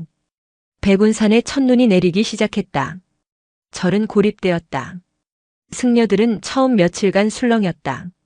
하지만 대웅전 불상의 따뜻한 광배와 봉인된 벽 앞에서 묵묵히 정진하는 지율의 모습을 보며 그들 역시 이 절에 지켜야 할 것이 생겼음을 어렴풋이 깨달았다. 무경은 시간을 내어 단우가 사라지기 전 머물렀던 장경각의 잔해를 뒤졌다. 그는 김진태가 가져간 기와 조각 외에 또 다른 흔적이 남아있을까 염려했다. 그는 잿더미가 된 경전들 속에서 불에 타다 만 작은 책자 하나를 발견했다. 그것은 경전이 아니었다. 와룡사의 역대주지 스님들이 대대로 물려 쓰던 사지, 즉 절의 기록부였다. 무경은 떨리는 손으로 접고 그을린 기록부를 넘겼다. 대부분의 내용은 빗물에 번져 알아볼 수 없었다. 하지만 가장 마지막 장, 닷새 전 산사태가 나던 그날 밤 자신이 기록했던 부분의 바로 앞장. 약 300년 전 와룡사를 중창했던 한 노승의 기록이 기적처럼 남아있었다. 임신년 여름. 큰 비로 산이 무너져 장경각 뒤편에 옛 석굴이 드러났다. 그 안에 형체를 알아볼 수 없는 석불 한 구가 있었다. 온몸에 알아볼 수 없는 이적의 문자가 새겨져 있었으니 감히 속세의 눈으로 볼 것이 아니었다. 허나 석불의 염원이 대웅전의 주불께 닿아 있음을 깨닫고 차마 훼손하지 못하고 다시 흙으로 덮어봉한다. 무경은 숨을 삼켰다. 단 후세에 이 봉인이 다시 열리는 날이 온다면 그것은 필시주불의 광명이 닿하여 석불의 마지막 헌신을 필요로 하는 때일 것이다. 그때가 오면 한 아이가 올 것이다. 그 아이는 그를 가져올 것이니 그는 경전을 읽는 자가 아니라 경전 그 자체가 되어 울림을 전할 것이다. 그 아이가 소명을 다하고 돌아가거든 속히 석굴을 다시 봉인하라. 그 불상은 잊혀짐으로써 그 소임을 다하는 불상이다. 만약 속세의 탐욕이 그 문자를 해독하려 한다면 산이 다시 노할 것이며 절은 그 털을 잃을 것이다. 아! 무경은 사지를 든 채 주저앉았다. 단우의 출현, 석굴의 개방, 그리고 대웅전 광배의 완성. 이 모든 것이 300년 전 이미 예견되어 있었던 것이다. 그리고 마지막 경고. 속세의 탐욕이 그 문자를 해독하려 한다면 절은 그 털을 잃을 것이다. 김진태는 단순한 방문객이 아니었다. 그는 이 예언의 마지막 구절을 실현시킬 재앙의 전조였다. 무경이 이 사실을 깨달았을 때 지율은 산문 앞에서 불청객을 맞이하고 있었다. 눈보라가 몰아치고 있었지만 김진태는 2달 전보다 훨씬 더 두터운 외투를 챙겨 입고 다시 나타난 것이다. 스님, 이 추위에 문은 어찌 그리 굳게 닫아두셨습니까? 동안거 기간입니다. 일절 내방객을 받지 않습니다. 돌아가십시오. 지율이 문을 가로막고 섰다. 하, 스님도 참 야박하십니다. 김진태는 웃으며 외투의 눈을 털었다. 저는 오늘 혼자 오지 않았습니다. 김진태가 옆으로 비켜서자 그의 뒤로 말끔한 양복을 입은 사내와 짐꾼으로 보이는 장정 2명이 모습을 드러냈다. 양복 입은 사내의 눈빛은 김진태보다 훨씬 더 차갑고 거만했다. 이분은 경성에서 가장 큰 수집가이신 윤 선생이십니다. 윤 선생께서 와룡사의 소신경 석불에 큰 관심이 있으셔서 직접 이 험한 길을 오셨습니다. 그런 것은 없다고 분명히 말씀드렸습니다. 지율의 목소리가 얼음장처럼 차가워졌다. 스님, 이번에는 양복 입은 사내 윤 선생이 직접 입을 열었다. 나는 스님들처럼 돌려 말하는 것을 좋아하지 않습니다. 김학자에게 이야기는 다 들었습니다. 당신들 절 빚이 꽤 많더군요. 지율의 미간이 꿈틀거렸다. 산 아래 마을에서 당신들 절이 외상으로 가져간 곡식과 포목이 상당하다고 들었습니다. 이 겨울 굶지 않고 나시겠습니까? 윤 선생은 품에서 두툼한 돈 봉투를 꺼내 지율의 발 앞에 던졌다. 이것으로 빚을 갚으십시오. 그리고 우리에게 그것을 보여주십시오. 우리가 찾는 것이 맞다면 이 절을 새로 짓고도 남을 돈을 드리겠습니다. 나는 당신들처럼 믿음을 거래하는 것이 아니라 가치를 거래하는 사람입니다. 지율의 주먹이 부들부들 떨렸다. 그는 자신을 모욕하는 것은 참을 수 있었지만 단우의 희생과 석불의 숭고한 기억을 거래의 대상으로 삼는 것은 참을 수 없었다. 당장. 지율이 이를 악물고 말했다. 이 돈을 가지고 썩 꺼지지 않으면 어쩔 것이오? 윤 선생이 비웃었다. 이 산중에 경찰이라도 부르시겠소? 아니면 저번에 김학자에게 그랬던 것처럼 이 장정들에게도 그 귤봉을 휘두르시겠소? 김진태가 뒤에서 거들었다. 스님, 고집 부리지 마십시오. 저희는 이미 그것이 어디에 있는지 알고 있습니다. 저 새로 쌓은 축대 뒤 아닙니까? 우리가 직접 파내기 전에 문을 여는 것이 서로에게 좋을 겁니다. 이놈들이. 지율이 참지 못하고 고함을 질렀다. 그 순간이었다. 멈추시게. 눈보라를 뚫고 무경 노스님이 사지를 든 채 천천히 걸어 나왔다. 노스님, 저자들이. 알고 있네. 무경은 윤 선생과 김진태를 차갑게 바라보았다. 그 석불. 그렇게나 보고 싶으신 게요? 김진태와 윤 선생의 얼굴에 희색이 떠올랐다. 노승이 드디어 굴복했다고 생각한 것이다. 그렇습니다. 노스님, 현명한 판단이십니다. 좋습니다. 보여드리지요. 무경의 대답에 오히려 지율이 경악했다. 노스님, 어찌 그런 예언에. 하지만 조건이 있네. 무경이 지율의 말을 끊었다. 그 불상은 읽을 수 있는 것이 아닐세. 자네들이 그토록 원하는 소신경인지 뭔지 하는 것도 아닐세. 만약 자네들이 그 석불을 보고도 그저 감나가는 돌덩이 이상을 보지 못한다면 2번 다시 이 산을 찾지 않겠다고 약조하시게. 윤 선생은 코웃음을 쳤다. 좋습니다. 내 눈은 틀린 적이 없으니. 만약 그것이 내가 찾는 가치가 아니라면 일전 한 푼 쓰지 않을 것입니다. 무경은 지율에게 고개를 끄덕였다. 문을 열게. 지율은 망연자실한 표정으로 산문을 열었다. 김진태와 윤 선생 일행이 탐욕스러운 미소를 지으며 눈 덮인 와룡사 마당으로 들어섰다. 그들의 시선은 오직 한 곳, 지율이 목숨처럼 지키던 그 봉인된 벽을 향해 있었다. 무경은 그들의 뒤를 따르며 300년 전 노승의 마지막 경고를 떠올렸다. 산이 다시 노할 것이며 절은 그 털을 잃을 것이다. 무경의 손에 들린 사지가 차가운 겨울바람에 위태롭게 떨리고 있었다. 눈보라는 그치지 않았다. 백운산 전체가 거대한 짐승의 날숨처럼 하얀 김을 토해내고 있었다. 와룡사 마당, 새로 쌓은 축대 이제는 석굴의 문이 된 앞에 7명의 사내가 서 있었다. 무경 노스님은 낡은 사지를 품에 안은 채 눈을 맞으며 미동도 하지 않았다. 지율 스님은 자신의 손으로 쌓아 올린 벽을 지옥의 문이라도 되는 듯 노려보고 있었다. 그의 뺨 근육이 경련하고 있었다. 김진태와 윤 선생 그리고 그들이 데려온 장정 2명은 외투깃을 올린 채 탐욕과 흥분에 찬 눈으로 벽을 재촉했다. 자, 노스님. 말씀대로 문을 여시지요. 윤 선생이 입김을 불며 말했다. 이 추위에 오래 기다리게 할 셈은 아니시겠지요. 무경은 지율을 돌아보았다. 지율 스님. 노스님. 지율의 목소리가 찢어질 듯 갈라졌다. 정녕 여시겠습니까? 300년 전의 경고를 예언을. 그 경고가 참인지 망인지 오늘 이 눈으로 확인해야겠네. 무경이 답했다. 그리고 저들이 확인하게 해야 하네. 하지만 절이 그 털을 잃을 것이라 하였습니다.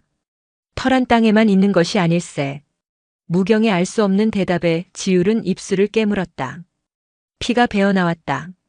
그는 이것이 벼랑 끝으로 나아가는 광기임을 알았지만 절의 가장 큰 어른인 무경의 명을 거역할 수는 없었다. 그는 차라리 이 자리에서 죽고 싶었다. 돌을 치워라. 지율이 장정들을 향해 목이 메인 소리로 명령했다. 뭐하고 섰어? 어서 스님 말씀대로 저 돌 치우라니까. 김진태가 거들었다. 장정들은 쇠지렛대와 망치를 들고 벽에 접근했다. 그들은 지율이 석불을 지키기 위해 단단히 메워 넣은 돌 틈새에 쇠지렛대를 박아 넣었다. 끄으득. 돌과 돌이 맞물려 비명을 질렀다. 지율이 한 달간 쏟아부은 정성이 속세의 탐욕이 휘두르는 무지막지한 쇠붙이 앞에 부서지기 시작했다. 쿵. 첫 번째 돌이 눈밭으로 굴러떨어졌다. 그 순간 와룡사의 모든 승려들이 마당으로 뛰쳐나왔다. 그들은 산문이 열리고 불청객이 들어왔을 때부터 불안에 떨며 요사체에 숨죽이고 있었다. 스님, 지율 스님, 지금 무얼 하시는 겁니까? 저 벽을 석굴을 여시는 겁니까? 승려들이 경악하며 달려왔지만 윤 선생이 데려온 또 다른 장정 입구에서 망을 보던 이 그들을 막아섰다. 가까이 오지 마시오. 윤 선생의 허락 없이는 아무도 접근 못하오. 이 무슨 행패인가? 승려들이 울부짖었으나 쇠망치 소리는 그들의 목소리를 덮어버렸다. 쿵, 쿵, 콰직. 지율은 두 눈을 감아버렸다. 그는 차마 제 손으로 쌓은 벽이 무너지는 것을, 단우의 안식처가 더럽혀지는 것을 볼 수 없었다. 그의 손에서는 목탁 대신 굵은 염주알이 세차게 돌아가고 있었다. 뚫렸습니다, 선생나리. 1시간쯤 지났을까? 장정 중 하나가 외쳤다. 벽의 한가운데가 거칠게 파헤쳐지고 어른 한 명이 겨우 드나들 수 있는 검은 구멍이 뚫렸다. 후. 구멍 안에서 눈보라의 냉기와는 전혀 다른 퀴퀴하고 묵직한 공기가 뿜어져 나왔다. 300년간 봉인되었던 혹은 단우가 떠난 지 2달간 잠들어 있던 그곳의 숨결이었다. 짙은 흙냄새와 오래된 향냄새가 뒤섞여 있었다. 윤 선생의 눈이 번뜩였다. 김학자 어서. 김진태는 준비해온 석유 랜턴에 불을 붙였다. 그는 흥분을 감추지 못하고 좁은 구멍 속으로 거의 기어들다시피 몸을 밀어넣었다. 윤 선생이 그 뒤를 따랐다. 너희 둘은 입구를 지켜라. 스님들이든 누구든 절대 안으로 들이지 마라. 장정들이 쇠지렛대를 꼬나쥐고 입구를 막아섰다. 지율이 그들을 뚫고 들어가려 했지만 무경이 그의 어깨를 잡았다. 노스님, 지켜보게. 저들이 무엇을 보는지 그리고 무엇을 부르는지.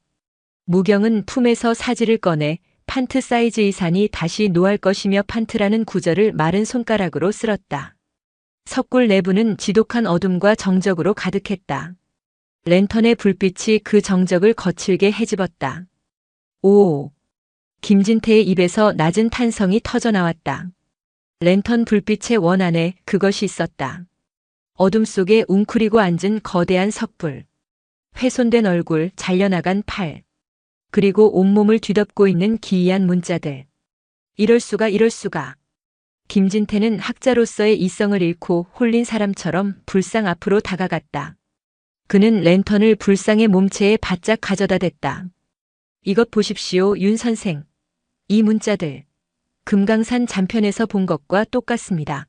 아니, 그보다 훨씬 더 원형에 가깝습니다. 그는 장갑 낀 손으로 불상의 차가운 돌 표면을 쓸었다. 물 흐르는 소리, 불타는 형상, 바람 스치는 결. 이것은 경전이 아닙니다. 경전 이전에 존재했던 율동입니다. 우주 만물이 생동하는 그 결을 그대로 새겨 넣은 겁니다. 소신경 몸을 태운다는 것은 비유가 아니었습니다. 이 결에 자신의 몸을 동조시켜 스스로를 우주의 제물로 바치는 그런 의식이었던 겁니다. 김진태는 광기에 사로잡혀 있었다. 그는 불상의 다리 부분부터 시작해 배, 가슴팍으로 올라가며 그 기괴한 문자들을 미친 듯이 읽어내려가기 시작했다. 윤 선생. 이것은. 윤 선생은 김진태의 흥분에는 관심이 없었다. 그는 랜턴의 빛을 들어 불상의 전체적인 형태와 재질을 살폈다. 신라 말기 아니면 그 이전일 수도 있겠군. 그의 눈은 가치를 계산하고 있었다. 얼굴과 팔이 훼손된 것은 아쉽지만 이 몸체에 새겨진 문자들. 이것이 핵심이군.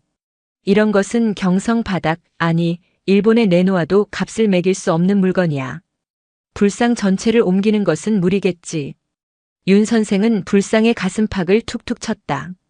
김학자 말대로라면 이 문자들만 있으면 되는 것 아닌가. 장정들에게 연장을 가져오라 해서 이 문자들, 이 껍질만 떠내어가면. 지금 무슨 말씀을 하시는 겁니까? 김진태가 발작하듯 소리쳤다.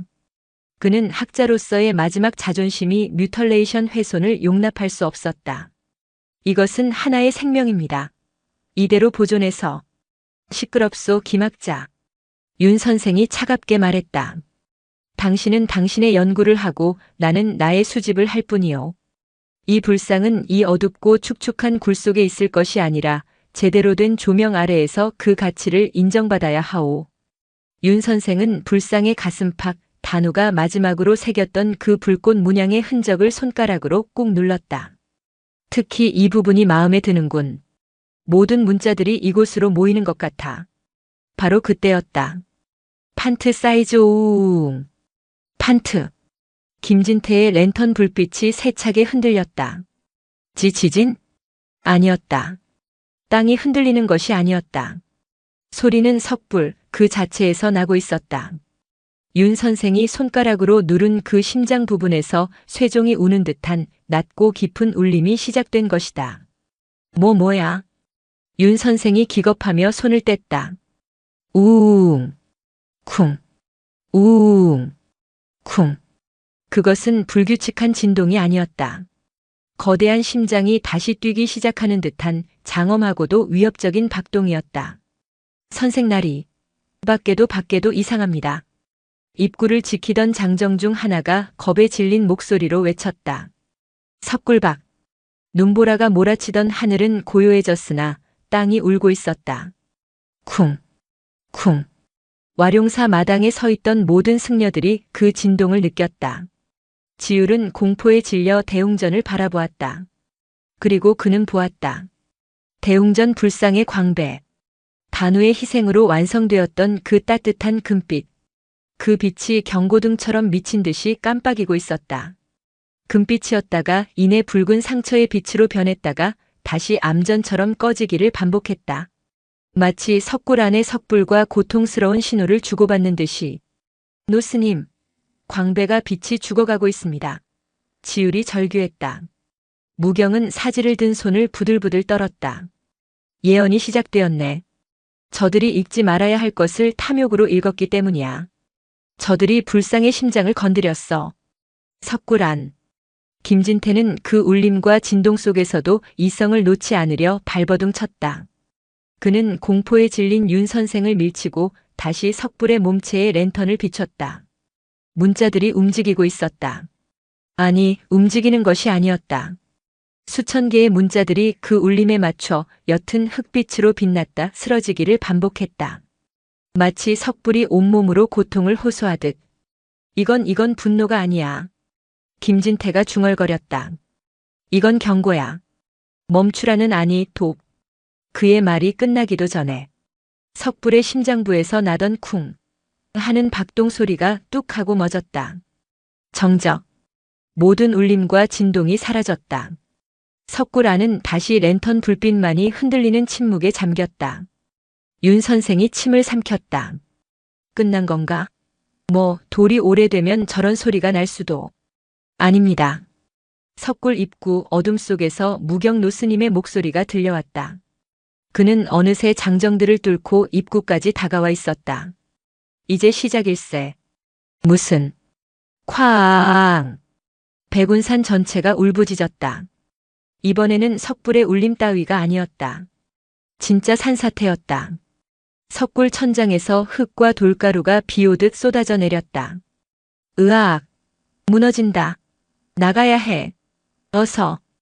윤 선생과 장정들은 아비규환이 되어 좁은 구멍으로 기어나가려 했다. 노스님, 밖으로 피하셔야 합니다. 지율이 석굴 안으로 손을 뻗어 무경을 잡아당기려 했다. 하지만 무경은 그 자리에 버티고 섰다. 그는 쏟아지는 흙더미 속에서 석불을 올려다보았다. 석불의 심장 문양. 그곳이 검게 타들어가고 있었다. 단우가 남긴 마지막 흔적이 탐욕의 손길에 더럽혀져 소멸하고 있었다. 석불이 지켜왔던 약속이 헌신이 깨진 것이다. 대웅전박. 지율이 마지막으로 돌아본 대웅전 불상의 광배. 그 금빛은 완전히 꺼져 있었다. 단우야. 무경의 입에서 탄식이 흘러나왔다. 절이 털을 잃을 것이다. 그것은 비유가 아니었다. 석불이 지켜왔던 힘의 균형이 깨지자 이 산이 절을 거부하기 시작한 것이다. 와룡사를 바치고 있던 산비탈 전체가 거대한 포효와 함께 무너져 내리기 시작했다. 콰르르르릉. 그것은 천둥 소리가 아니었다. 산 전체가 하나의 거대한 생물이 되어 그 뼈대가 부서지고 살점이 찢어지는 소리였다. 석굴의 천장에서 쏟아지던 흙먼지는 거대한 암석 덩어리가 되어 낙하하기 시작했다. 으악! 살려주시오.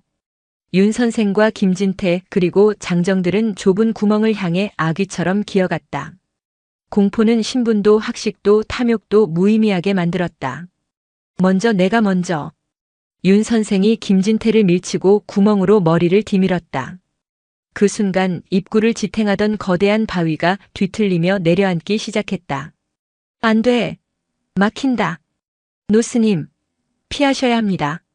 지율이 석굴 안 쏟아지는 낙석의 한가운데에 버티고 선 무경을 향해 절규하며 손을 뻗었다. 하지만 무경은 움직이지 않았다. 그는 랜턴빛도 없는 지독한 어둠 속에서 오직 석불이 있던 자리를 응시하고 있었다. 석불의 심장이 검게 타들어가던 그 마지막 잔상. 대웅전 불상의 광배가 꺼지던 그 절망적인 암전. 끝났네. 무경이 중얼거렸다. 300년의 약조가 한 줌 탐욕에 부서졌어. 석불은 더 이상 울지 않았다. 그저 침묵 속에서 부서져 내리고 있었다. 산이 자신을 지탱해온 가장 숭고한 약속을 잃었으니 산 또한 스스로를 파괴하고 있었다. 노스님, 제발. 지율이 짐승처럼 울부짖으며 석굴 안으로 몸을 날렸다. 그는 무경의 마른 몸을 낚아채듯 끌어안고 무너지는 입구를 향해 몸을 굴렸다. 쿠르르르르 쾅. 두 사람이 간신히 눈밭으로 굴러떨어진 순간 그들의 등 뒤에서 백운산의 산비탈 전체가 무너져 내렸다. 지율이 한 달간 쌓아 올린 축대는 흔적도 없이 사라졌다. 석굴이 있던 자리는 수만 톤의 바위와 흙더미에 묻혀버렸다. 컥컥. 지율은 눈을 파헤치며 숨을 몰아쉬었다. 그의 등은 낙석에 맞아 찢겨나간 듯 했지만 고통을 느낄 겨를도 없었다. 노스님 괜찮으십니까? 무경은 지율의 품 안에서 천천히 눈을 떴다. 그의 시선은 흙더미에 묻힌 석굴 이제는 거대한 무덤이 된 을 향했다. 저들은 묻혔습니다. 지율이 이를 악물고 말했다. 김진태도 윤 선생도 그들의 탐욕과 함께 묻혔습니다. 카르마, 인과응보. 하지만 승리감은 없었다. 석굴이 무너진 것은 끝이 아니었다. 우웅. 땅의 울림은 멎지 않았다. 오히려 더 깊고 더 거대하게 변해가고 있었다. 지진이었다. 산 전체가 균형을 잃고 비틀리고 있었다. 저것 보십시오. 눈밭에 쓰러져 있던 승려 중 하나가 손가락을 떨며 외쳤다. 그의 손가락이 향한 곳은 와룡사의 심장, 대웅전이었다. 쿵. 쩌저적. 천년을 버텨온 대웅전의 거대한 주춧돌이 갈라지는 소리가 들렸다. 절을 바치고 있던 땅 자체가 찢어지고 있었다. 지율은 깨달았다. 절은 그 털을 잃을 것이다. 석굴이 무너진 것은 전조에 불과했다. 석불이 지탱하던 힘이 사라지자 산은 더 이상 와룡사라는 이물질을 품고 있으려 하지 않았다. 산이 절을 밀어내고 있었다. 피해야 합니다. 지율이 외쳤다. 모두 산문 밖으로. 절을 버려야 합니다. 절을 버린다는 말에 승려들은 망연자실했다. 부처님은 어찌합니까? 경판만이라도. 틀렸소. 지율이 눈물범벅이 된 얼굴로 고함쳤다. 이미 광배의 빛은 꺼졌소. 저 안에 계신 부처님도 이미. 그는 말을 잇지 못했다. 단우의 희생이 깃들어 있던 그 온기가 차가운 돌덩이로 돌아갔음을 인정해야 했다. 승려들이 울부짖으며 짐을 챙기려 요사체로 달려갔다. 그 혼돈 속에서 무경 노스님은 홀로 무너져 내리는 대웅전을 향해 비틀거리며 걸어갔다. 노스님, 안 됩니다. 지율이 그를 막아섰다. 보아야 하네. 무경이 지율의 손을 밀어냈다. 마지막을 내 눈으로 보아야 하겠네. 무경은 금방이라도 무너질 듯 비명을 지르는 대웅전의 문턱을 넘었다. 지율도 그 뒤를 따랐다. 법당 내부는 처참했다. 촛불은 모두 꺼졌고 제단의 공양 그릇들이 바닥에 나뒹굴었다. 무경은 불단 앞으로 다가갔다. 석가모니 불상은 여전히 그 자리에 앉아 있었다. 하지만 광배, 단우가 자신의 생명을 태워 완성했던 그 금빛 광배는 이제 검은 흙먼지를 뒤집어 쓴 채 죽어 있었다. 따뜻했던 온기는 간데없고 그저 300년 전에 깨진 상처가 흉물스럽게 드러나 있을 뿐이었다. 단우의 헌신은 무로 돌아갔다. 헛되었구나. 무경의 마른 뺨으로 눈물이 흘렀다. 모든 것이 헛되었어. 콰지지직. 그때 대웅전의 대들보가 쪼개지는 소리가 들렸다. 지율이 본능적으로 무경을 덮쳤다. 피하십시오. 두 사람이 법당 밖으로 몸을 굴리는 순간 거대한 대들보가 불상의 머리 위로 떨어졌다. 쾅! 천년 고찰 와룡사의 대웅전이 그 안에 모셔진 주불과 함께 눈먼지 속으로 무너져 내렸다. 그것은 와룡사의 종말이었다. 대웅전이 무너진 것을 시작으로 절을 이루고 있던 모든 것들이 차례대로 쓰러져 갔다. 요사체의 기둥이 부러지고 공양간의 담장이 무너졌다. 승려들이 미처 들고 나오지 못한 살림살이와 얼마 남지 않은 경전들이 쏟아지는 흙더미와 눈발 속으로 사라졌다. 지율은 살아남은 10댓 명의 승려들을 이끌고 미끄러지는 산비탈을 필사적으로 벗어났다. 그들은 절에서 멀리 떨어진 산 중턱의 너른 바위 위로 간신히 몸을 피했다. 그곳에서 그들은 보았다. 그들이 평생을 바쳐닦고 쓸었던 고향이 자신들을 거부하는 거대한 산의 분노 앞에 조각나는 광경을. 그것은 빠르지 않았다. 마치 거대한 짐승이 먹이를 천천히 씹어 삼키듯 산사태는 와룡사가 있던 터 자체를 뭉개고 깎아내고 밀어냈다. 아! 늙은 승려들이 주저앉아 통곡하기 시작했다. 동자승들은 공포에 질려 울음소리조차 내지 못했다. 지율은 찢어진 등에서 흐르는 피가 눈과 섞여 차갑게 식어가는 것을 느끼며 망연히 그 광경을 바라보았다. 그의 머릿속은 하얗게 비어 있었다. 마군이라 불렀던 아이. 그 아이가 몸을 바쳐 지켜낸 기적. 그 기적을 파헤치려 한 탐욕. 그리고 그 탐욕을 막지 못한 자신. 결국 이 모든 것은 자신이 그 새벽 단우에게 죽비를 휘두르려 했던 그 순간부터 예정된 파멸이었을지도 모른다. 노스님. 지율이 무릎으로 기어가 바위 끝에 위태롭게 서 있는 무경의 옷자락을 잡았다. 모든 것이 끝났습니다. 단우의 희생도 300년의 예언도 다 헛되었습니다. 저희가 모든 것을 망쳤습니다. 그의 목소리는 절망 그 자체였다. 무경은 무너지는 절을 바라보고 있었다. 그의 눈에는 눈물이 없었다. 슬픔이나 분노를 넘어선 깊이를 알 수 없는 공허함만이 가득했다. 그는 천천히 품 안에서 대웅전에서 간신히 들고 나온 그것을 꺼냈다. 불에 그을리고 흙먼지가 묻은 낡은 사지였다. 아니다, 지율. 무경의 목소리는 놀랍도록 차분했다. 헛되지 않았다. 무슨 말씀이십니까? 절이 사라졌습니다. 부처님이 흙에 묻혔습니다. 우리가 돌아갈 곳이 없습니다. 털한 땅에만 있는 것이 아닐세. 무경이 사지를 펼쳤다. 판트 사이즈 이산이 다시 노할 것이며 절은 그 털을 잃을 것이다. 판트. 예언은 이루어졌네. 무경이 말했다. 우리는 절을 잃었고 털을 잃었네. 저 땅 위에 터 말일세. 그는 무너진 와룡사의 잔해를 가리켰다. 우리는 저 돌덩이와 나무 기둥이 절이라 믿었네. 저 대웅전의 불상이 부처라 믿었네. 석굴의 석불이 기억이라 믿었네. 무경은 지유를 돌아보았다. 하지만 단우는 달랐네. 그 아이에게는 제 몸이 경전이었고 제 숨이 공양이었네. 그 아이는 돌이나 종이에 의지하지 않았어. 그 자신이 터였던 게야. 지율은 노스님의 말을 이해할 수 없었다. 우리는 무경이 사지를 든 손에 힘을 주었다. 저 탐욕스러운 자들과 똑같았네.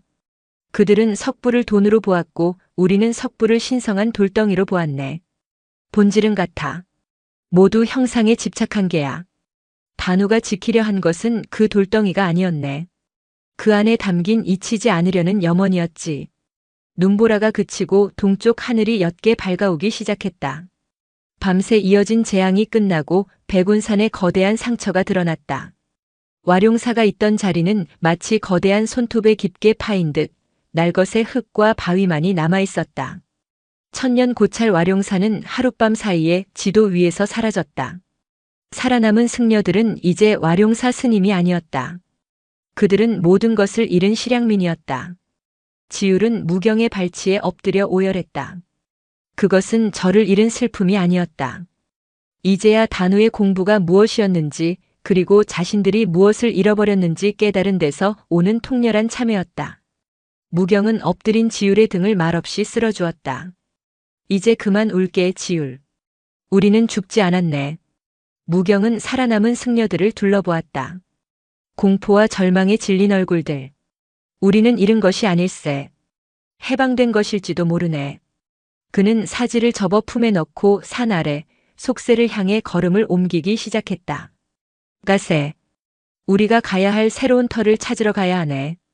눈 덮인 산길을 내려오는 행렬은 폐잔병의 그것과 같았다. 열댓 명의 승려들은 찢어진 승복과 상처 입은 몸을 이끌고 말없이 눈을 헤치며 걸었다. 등 뒤에는 더 이상 돌아갈 집이 없었다. 그들을 굽어보던 백운산은 이제 그들의 상처를 후벼 파는 거대하고 낯선 바위산일 뿐이었다. 백운산 자락의 첫 마을에 그들의 모습이 드러났을 때 마을 사람들은 경악을 금치 못했다. 새벽녘의 거대한 산울림을 듣고 불안에 떨던 그들이었지만 설마 천년 고찰 와룡사가 통째로 사라졌으리라고는 상상도 못했던 것이다. 아니, 스님들. 이게 무슨 절은 어찌 된 겁니까? 촌장이 뛰쳐나와 물었다. 승려들은 차마 입을 열지 못했다. 그저 고개를 숙일 뿐이었다. 그때 행렬의 가장 앞에서 걷던 지율이 멈춰섰다. 그의 얼굴은 흙먼지와 말라붙은 피로 얼룩져 있었지만 그 눈빛은 더 이상 절망이나 분노가 아닌 기묘한 평온함마저 감돌고 있었다. 그는 촌장과 마을 사람들 앞에 섰다. 그리고 묵묵히 자신의 찢어진 장삼을 벗기 시작했다. 스님, 이게 무슨... 지율은 상의를 벗어 상처투성이의 등을 드러냈다. 그리고는 눈밭 위에 무릎을 꿇고 가장 깊은 자세로 오체투지를 올렸다. 와룡사는 사라졌소. 지율의 목소리는 덤덤했다. 우리가 부처님을 지키지 못했소. 산이 우리를 버린 것이 아니라 우리가 산의 믿음을 버렸소. 승려들 중 일부가 그의 행동에 놀라 수군거렸다. 지율 스님, 어찌 우리가 저 속인들 앞에서... 조용히 하게. 지율이 고개를 들지 않은 채 외쳤다. 그의 이마는 차가운 눈밭에 박혀 있었다.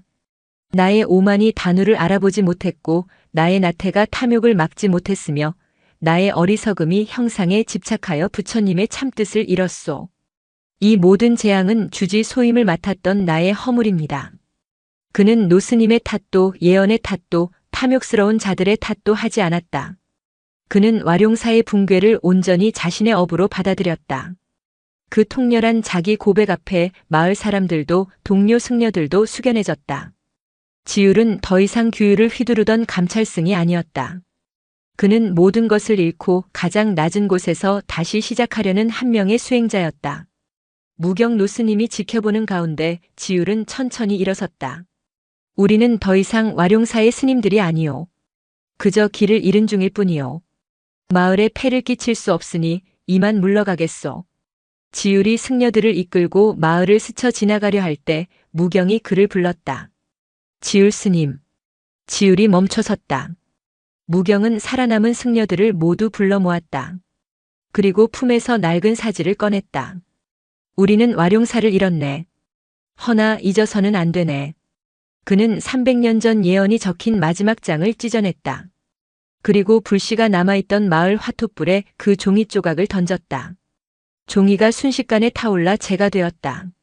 노스님, 승려들이 경악했다. 그것은 와룡사의 마지막 남은 기록이었다. 기록은 탐욕을 부르네. 무경이 타오르는 불꽃을 보며 말했다. 김진태가 기와 조각을 보고 석불을 찾아냈듯이 이 기록 또한 언젠가 제2의 탐욕을 불러올 게야. 진정한 기억은 종이에 새기는 것이 아닐세. 무경은 재가 되어 흩날리는 사지를 바라보며 단우를 떠올렸다. 단우는 제 몸에 글씨를 새겼네. 잊지 않기 위해서. 석불은 돌에 기억을 새겼네. 지키기 위해서. 그러나 몸은 재가 되고 돌은 부서졌네. 그는 살아남은 승려들의 눈을 하나하나 마주쳤다. 이제 우리 차례일세. 우리가 걸어다니는 와룡사가 되어야 하네.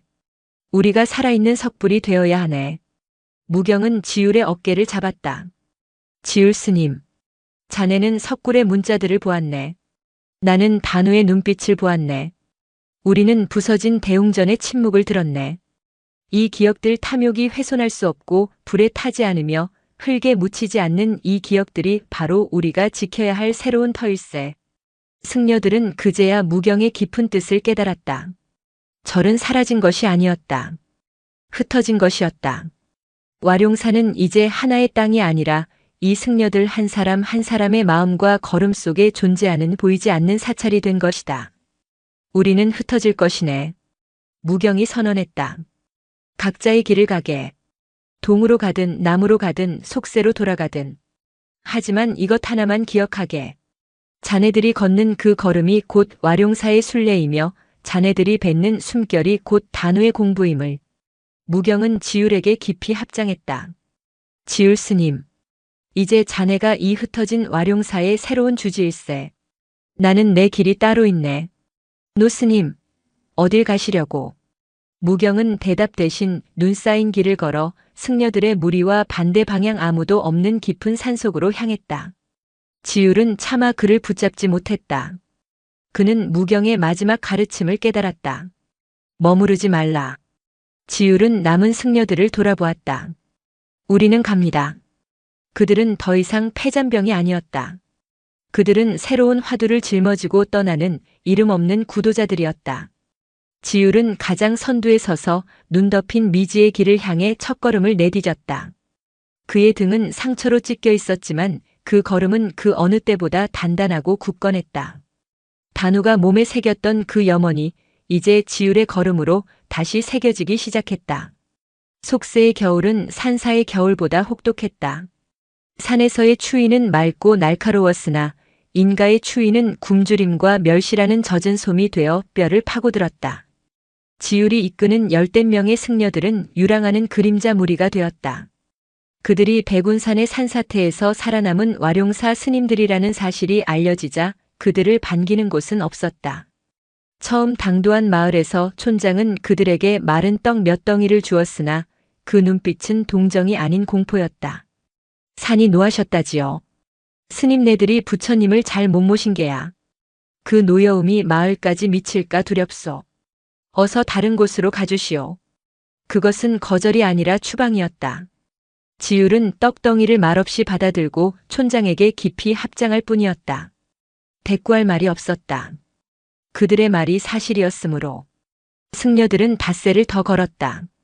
눈은 발목을 잡았고 찢어진 승복 사이로 파고드는 바람은 살을 애는 듯 했다. 굶주림에 지친 어린 동자승이 눈밭에 쓰러져 울음을 터뜨렸다. 일어나지 못하겠습니다, 스님. 발이 잘려나가는 것 같습니다. 춥습니다. 배고픕니다. 무경 노스님은 어찌 우리를 버리셨습니까? 불만은 점차 원망이 되어 지율에게 쏟아졌다. 가장 연장자였던 한 노승이 얼어붙은 수염을 떨며 지율의 앞을 막아섰다. 지율 스님, 이게 무슨 걸어다니는 와룡사란 말이오. 우리는 그저 얼어 죽기 직전에 거지패일 뿐이요. 무경 노스님은 우리에게 감당 못할 화두를 던지고 사라지셨고 스님은 우리를 사지로 몰고 있소. 법은 스님, 터가 밥을 먹여주오. 기억이 바람을 막아주오. 당장 오늘 밤 얼어 죽게 생겼는데 그놈의 염원 타령이 다 무슨 소용이란 말이오.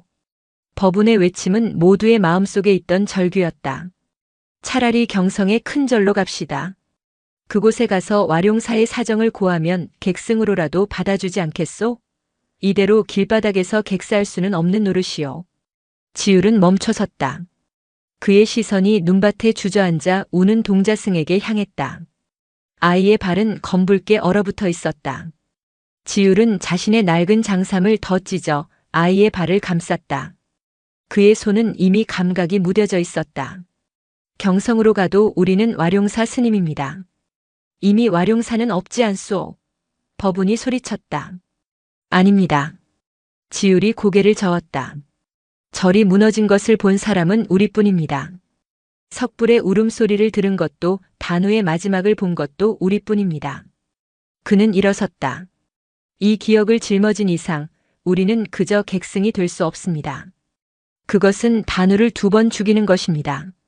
지율은 더 말하지 않고 쓰러진 동자승을 등에 업었다. 아이는 너무 가벼워 마치 마른 집단을 업은 듯 했다.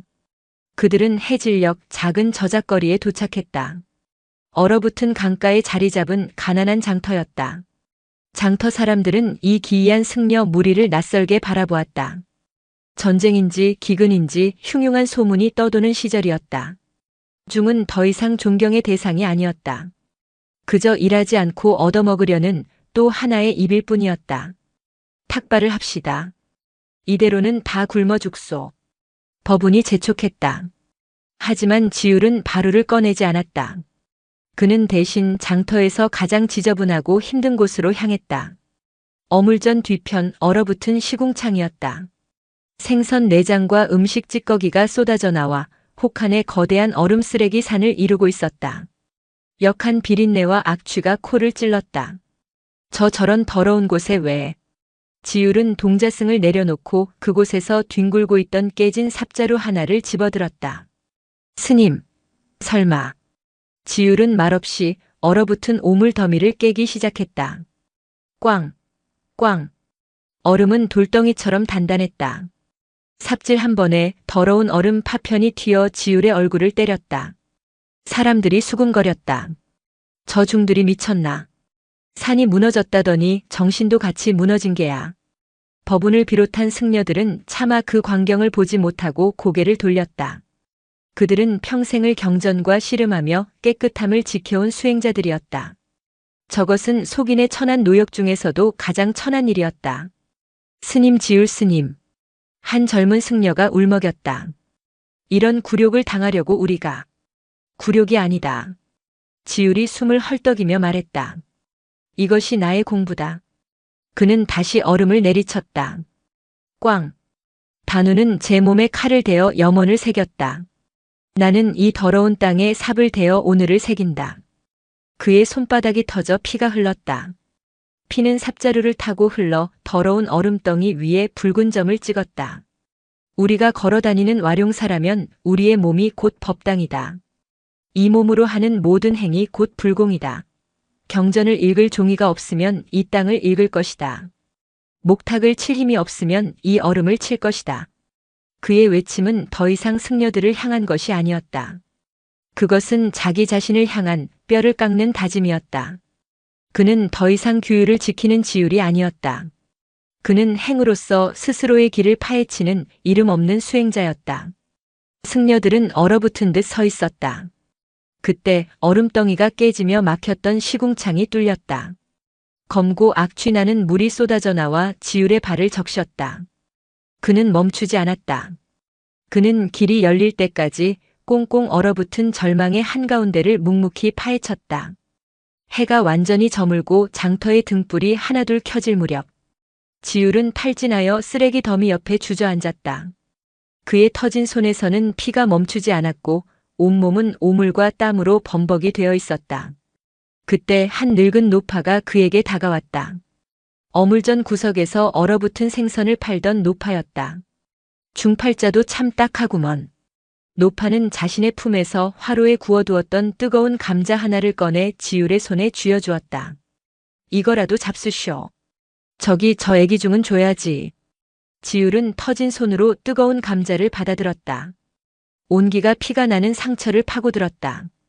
그는 그것을 들고 법운 스님과 다른 승려들 앞에 섰다.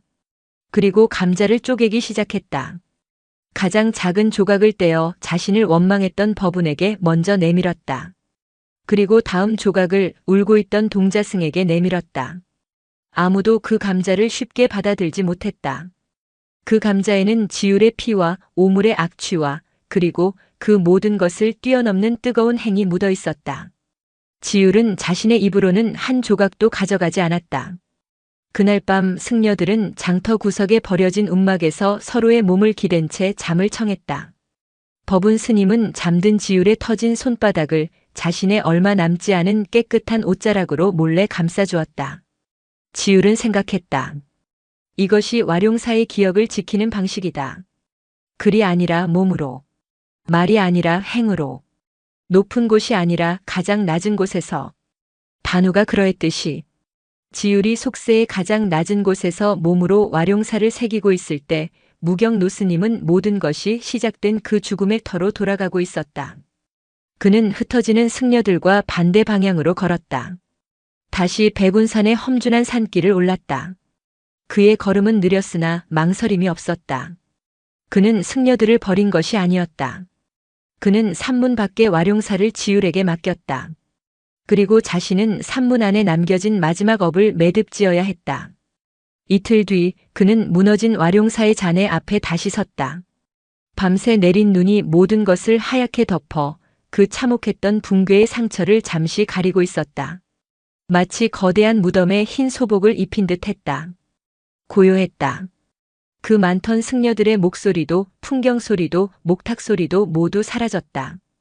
오직 바람이 부서진 기와장 사이를 스치며 우는 소리만이 들릴 뿐이었다.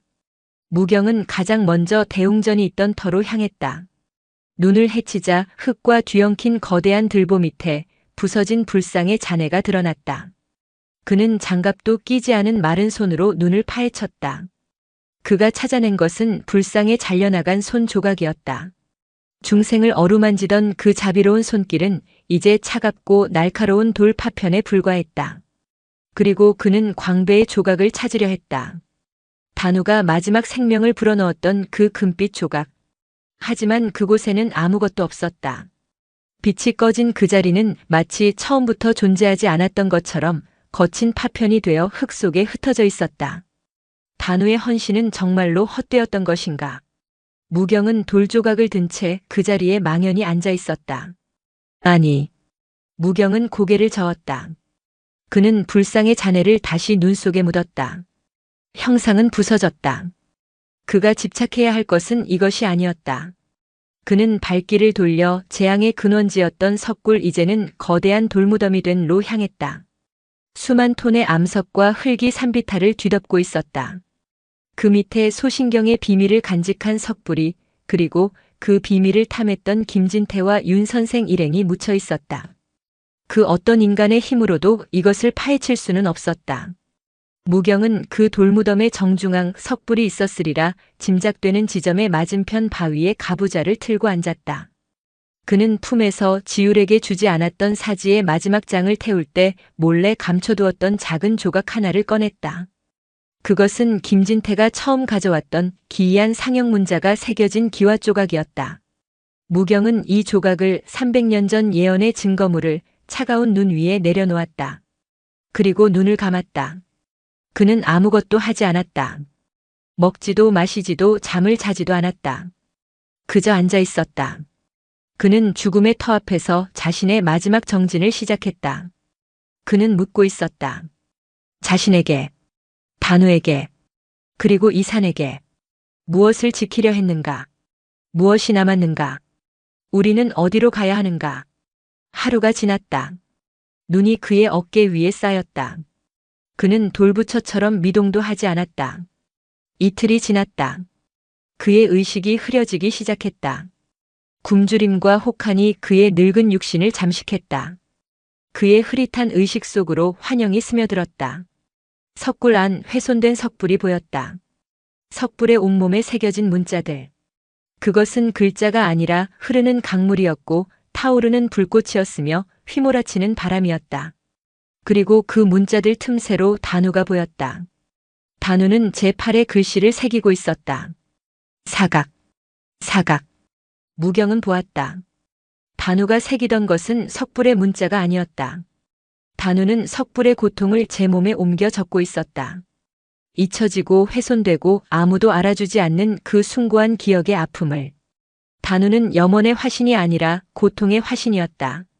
그리고 마지막 날, 윤 선생이 석불의 심장을 건드리고 산이 무너지던 그 순간, 무경은 환영 속에서 다시 보았다.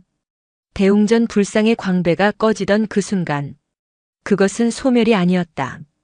그것은 폭발이었다. 금빛 광배는 그릇이 깨지자 그 안에 담겨있던 물이 사방으로 튀듯이 수십, 수백 개의 빛 조각이 되어 흩어졌다. 그 빛 조각들은 아비규환 속에서 저를 탈출하던 승려들의 몸속으로 스며들었다. 지율에게, 법운에게, 울고 있던 동자승에게, 그리고 무경 자신에게. 무경은 눈을 번쩍 떴다. 그랬구나. 그의 입술이 얼어붙은 채로 갈라졌다. 헛된 것이 아니었어. 흩어진 것이었어. 단우의 희생은 무로 돌아간 것이 아니었다. 석불의 염원도 300년의 약조도 깨진 것이 아니었다. 그것은 형상이라는 감옥에서 벗어나 사람이라는 새로운 터를 찾아 흩어진 것이었다. 걸어다니는 와룡사.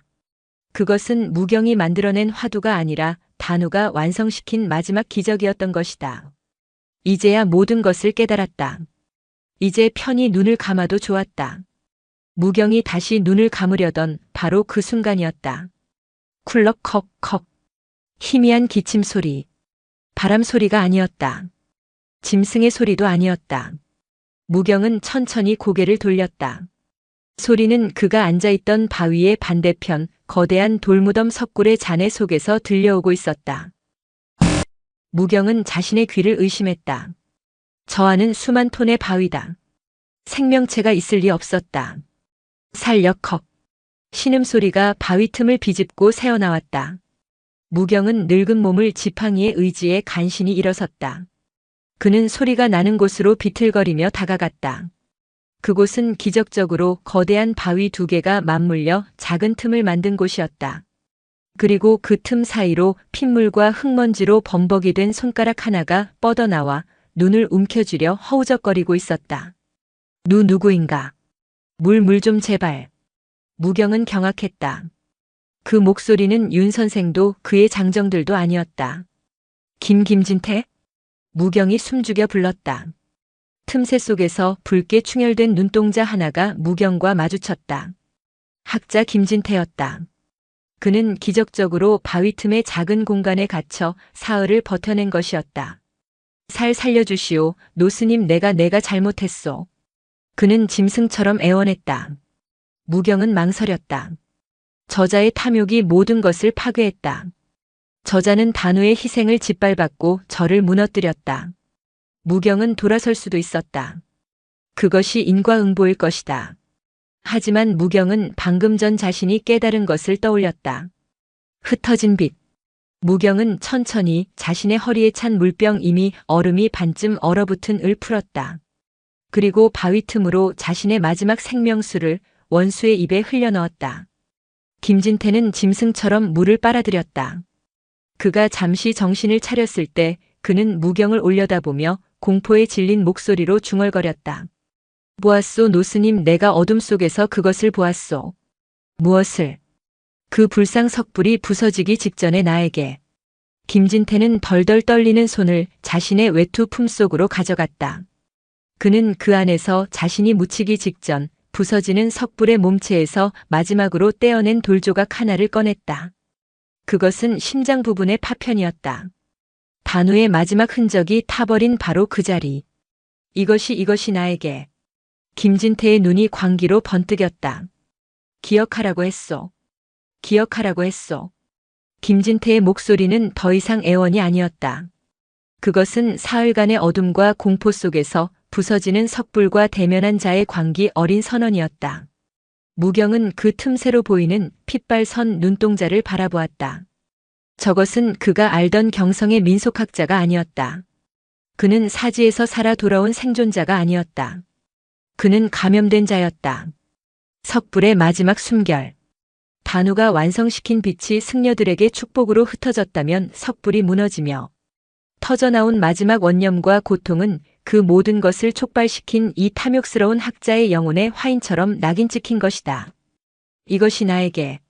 김진태는 자신이 쥔 돌조각을 들어올리려 애썼다. 그의 팔은 거대한 바위에 짓눌려 있었으나 그 돌조각만큼은 필사적으로 쥐고 있었다. 그것은 석불의 심장 파편이었다. 단우의 마지막 흔적이 검게 타버린 바로 그 자리. 뜨거워. 김진태가 헐떡였다. 노스님, 이것이 나를 태우고 있소. 멈추지가 않아. 그의 말대로였다.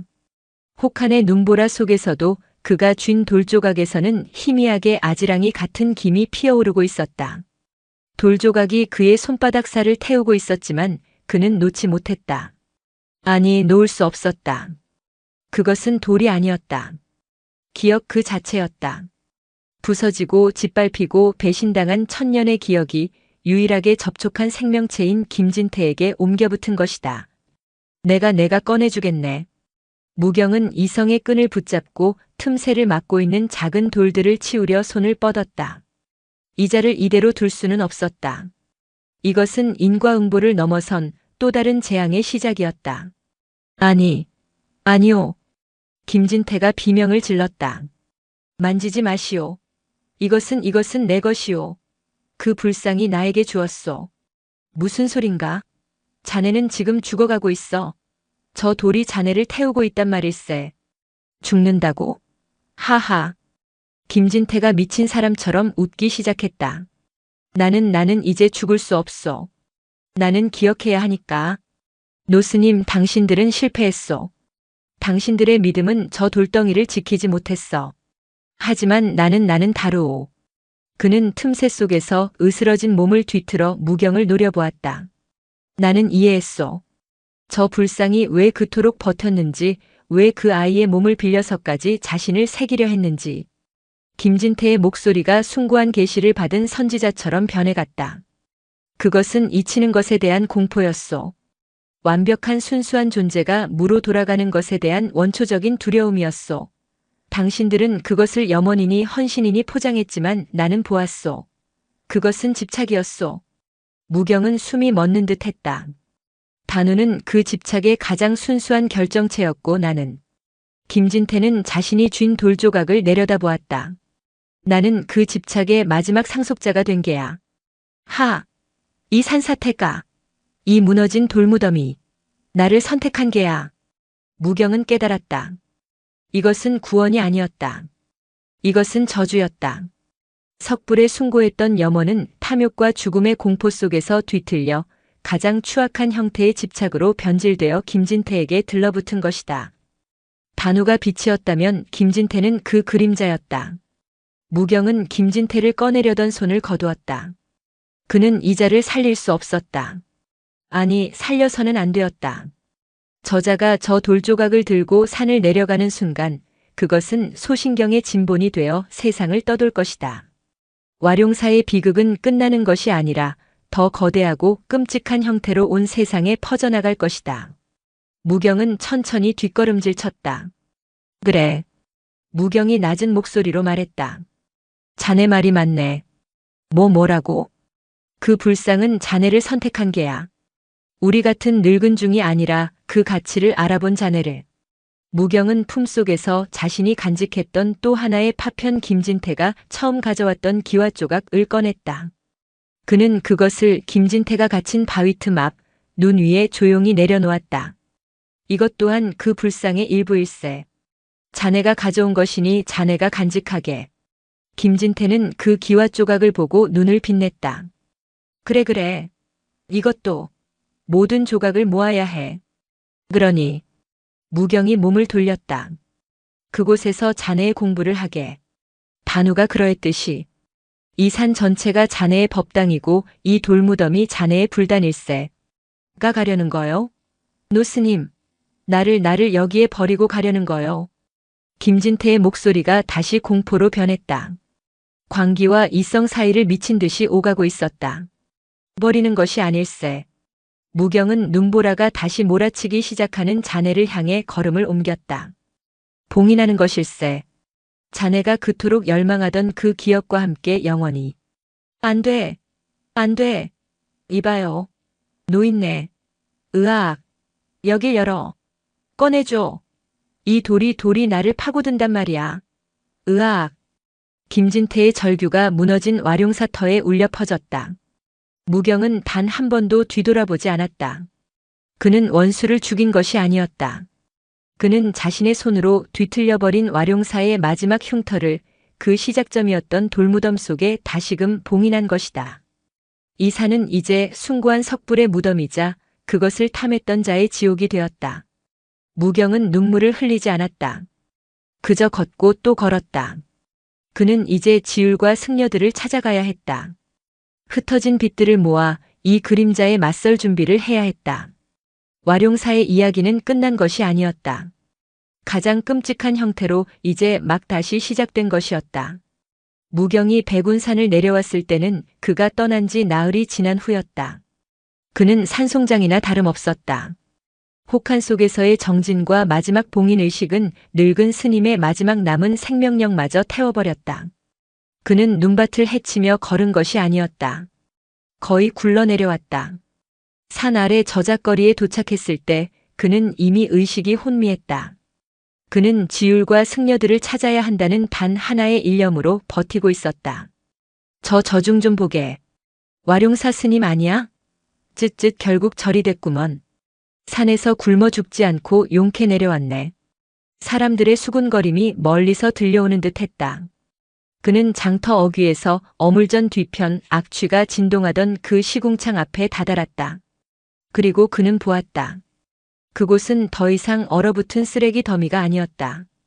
꽁꽁 얼었던 오물은 깨끗이 치워져 있었고 사람들이 겨우 다닐 수 있는 작은 길이 뚫려 있었다. 그리고 그 길 한가운데서 한 승려가 묵묵히 빗자루질을 하고 있었다. 지율이었다. 그는 지난 나흘간 매일 이곳을 쓸고 닦았다. 그의 승복은 오물로 더러워질 대로 더러워져 원래의 회색빛을 잃어버렸지만 그의 얼굴은 이상하리만치 평온했다. 그는 더 이상 규율을 따지는 스님이 아니었다.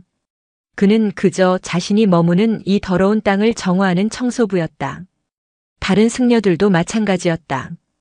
법운 노승은 장터 사람들의 찢어진 옷을 꿰매주고 있었고 젊은 승려들은 장작을 패거나 물을 길어주며 그날의 끼니를 구걸이 아닌 노동으로 얻고 있었다. 울음을 터뜨렸던 동자승은 어물전 노파의 곁에서 작은 심부름을 하며 웃고 있었다. 그들은 더 이상 와룡사 스님이라 불리지 않았다. 장터 사람들은 그들을 그저 일하는 중들이라 불렀다. 무경은 그 광경을 보고 힘없이 웃었다. 자신이 석굴의 그림자를 봉인하고 온 사이 지율은 이 속세의 가장 낮은 곳에서 빛을 지키고 있었던 것이다. 노스님. 지율이 빗자루를 든 채 쓰러지기 직전에 무경을 발견했다. 지율은 달려오지 않았다. 그는 묵묵히 빗자루질을 마저 했다. 그리고 빗자루를 벽에 가지런히 세워둔 뒤 천천히 무경에게 다가왔다. 그것은 주지가 노스님을 맞는 예법이 아니었다. 길을 걷는 자가 또 다른 길을 걸어온 자를 만나는 담담한 해후였다. 지율은 말없이 무경을 부축했다. 무경은 말없이 지율에게 몸을 기댔다. 승려들이 버려진 움막에 무경을 눕혔다. 어물전 노파가 가져다준 뜨거운 미음이 무경의 언입술을 적셨다. 한참 뒤에야 무경은 겨우 입을 열었다. 지율 스님, 말씀하지 마십시오. 기력이 쇠하셨습니다. 아니 들어야 하네. 무경이 지율의 손을 잡았다. 그 손은 얼음을 깨고 오물을 치우느라 굳은 살이 박이고 뒤틀려 있었다. 단우가 흑요석을 쥐었던 손처럼 공부의 흔적이 역력했다. 와룡사는 아직 끝나지 않았네. 지율의 눈빛이 흔들렸다. 무경은 자신이 본 것 김진태의 생존과 그가 석불의 집착에 사로잡혔다는 것, 그리고 자신이 그를 봉인하고 왔다는 것을 모두 이야기했다. 이야기를 듣는 내내 지율의 얼굴은 굳어졌다. 그렇다면 그자는? 그렇네. 그는 죽지 않았네. 아니, 죽지 못할 게야. 그 돌조각이 그를 살리겠지. 그 돌조각은 기억이 아니라 저주가 되었네. 그는 그 돌무덤 속에서 수백, 수천 년이라도 와룡사의 비극을 되새김질하며 살아갈 걸세. 아! 지율은 그것이 얼마나 끔찍한 형벌인지, 그리고 얼마나 무서운 위협인지 동시에 깨달았다. 언젠가 무경이 말을 이었다. 또 다른 탐욕이 그 산을 파헤칠 날이 올지도 모르네. 혹은 그자의 원념이 너무 강해져 돌무덤을 뚫고 나올 날이 올지도 모르지. 그 그림자는 우리가 봉인했지만 소멸시킨 것이 아니야. 지율은 무경의 손을 마주 잡았다. 그래서 저희가 있는 것이군요. 그렇네. 무경이 미소 지었다. 단우가 남긴 흩어진 빛이 바로 자네들일세. 자네들은 저작거리의 중이 아니라 걸어다니는 결계일세. 무경은 움막에 모여든 다른 승려들을 둘러보았다. 우리는 이 빛을 지켜야 하네. 더럽혀지지 않게. 약해지지 않게. 그래서 언젠가 저 그림자가 다시 깨어나는 날 그것을 정화하고 소멸시킬 유일한 힘이 바로 우리임을 잊지 말아야 하네. 무경은 지율의 손에 자신이 무덤가에 놓고 왔던 기와 조각 대신 대웅전터에서 주워온 부처의 손 조각을 쥐어주었다. 나는 여기까지일세. 지율 스님, 이제 자네가 이 빛을 이끌게. 노 스님, 그런 말씀 마십시오. 무경은 조용히 눈을 감았다. 그의 얼굴은 평온했다. 모든 것을 잃었으나 모든 것을 되찾은 자의 얼굴이었다. 그는 자신의 터를 발견한 것이다. 그날 밤 무경 노스님은 지율과 승려들이 지켜보는 가운데 조용히 입적했다. 그의 장례는 치러지지 않았다. 지율은 그의 육신을 화장하여 그제를 저작거리를 관통하는 강물에 뿌렸다. 와룡사의 마지막 기록은 그렇게 속세의 가장 낮은 물줄기를 타고 이름 없이 흩어졌다. 세월이 흘렀다. 얼어붙었던 강이 녹고 꽃이 피고 다시 눈이 내리기를 수십 번. 백운산의 흉터는 숲에 덮여 서서히 아물었다. 사람들의 기억 속에서 와룡사라는 이름은 산사태로 사라진 비온의 절터 정도로만 희미하게 남았다. 아무도 그 산을 오르지 않았다. 미친 학자의 귀신이 나온다는 흉흉한 소문 때문이었다. 어느 날 한 젊은 행승이 그 산의 입구에 다다랐다. 그는 낡았지만 깨끗한 누더기 승복을 입고 있었고 등에는 지팡이 하나뿐 아무 짐도 지고 있지 않았다. 그의 걸음은 땅을 딛는 것이 아니라 마치 물 위를 걷듯 가볍고 고요했다. 마을 사람들이 그를 막아섰다. 스님, 저 산은 귀신 들린 산이요. 오르면 못 내려오. 행승은 그들을 향해 돌아서서 조용히 미소 지었다. 압니다. 저는 그 귀신을 만나러 왔습니다. 그는 지율이었다. 아니, 더 이상 지율이라 불리지 않았다. 그는 수십 년간 전국을 떠돌며 일하는 중, 청소하는 중으로 살았다. 그는 와룡사의 붕괴를 입에 담지 않았고 단우의 기적을 설파하지도 않았다. 그저 묵묵히 가장 더러운 곳을 쓸고 가장 아픈 사람의 손을 잡았다. 그가 이끄는 승려들 이제는 저마다의 길을 걷고 있는 또한 그러했다. 그들은 단우가 남긴 빛을 그렇게 지켜내고 있었다. 그리고 오늘 지율은 자신의 마지막 공부를 위해 돌아온 것이다. 무경 노스님이 맡긴 마지막 임무. 그 그림자를 대면하기 위해. 지율은 수십 년 만에 옛 와룡사 터에 섰다. 모든 것은 숲이 되어 있었다. 대웅전이 있던 자리에는 거대한 소나무가 자라 있었고 묘사체 터에는 이름 모를 들꽃이 가득했다. 자연은 모든 것을 치유하고 있었다. 단 한 곳만 빼고 석굴이 있던 그 돌무덤.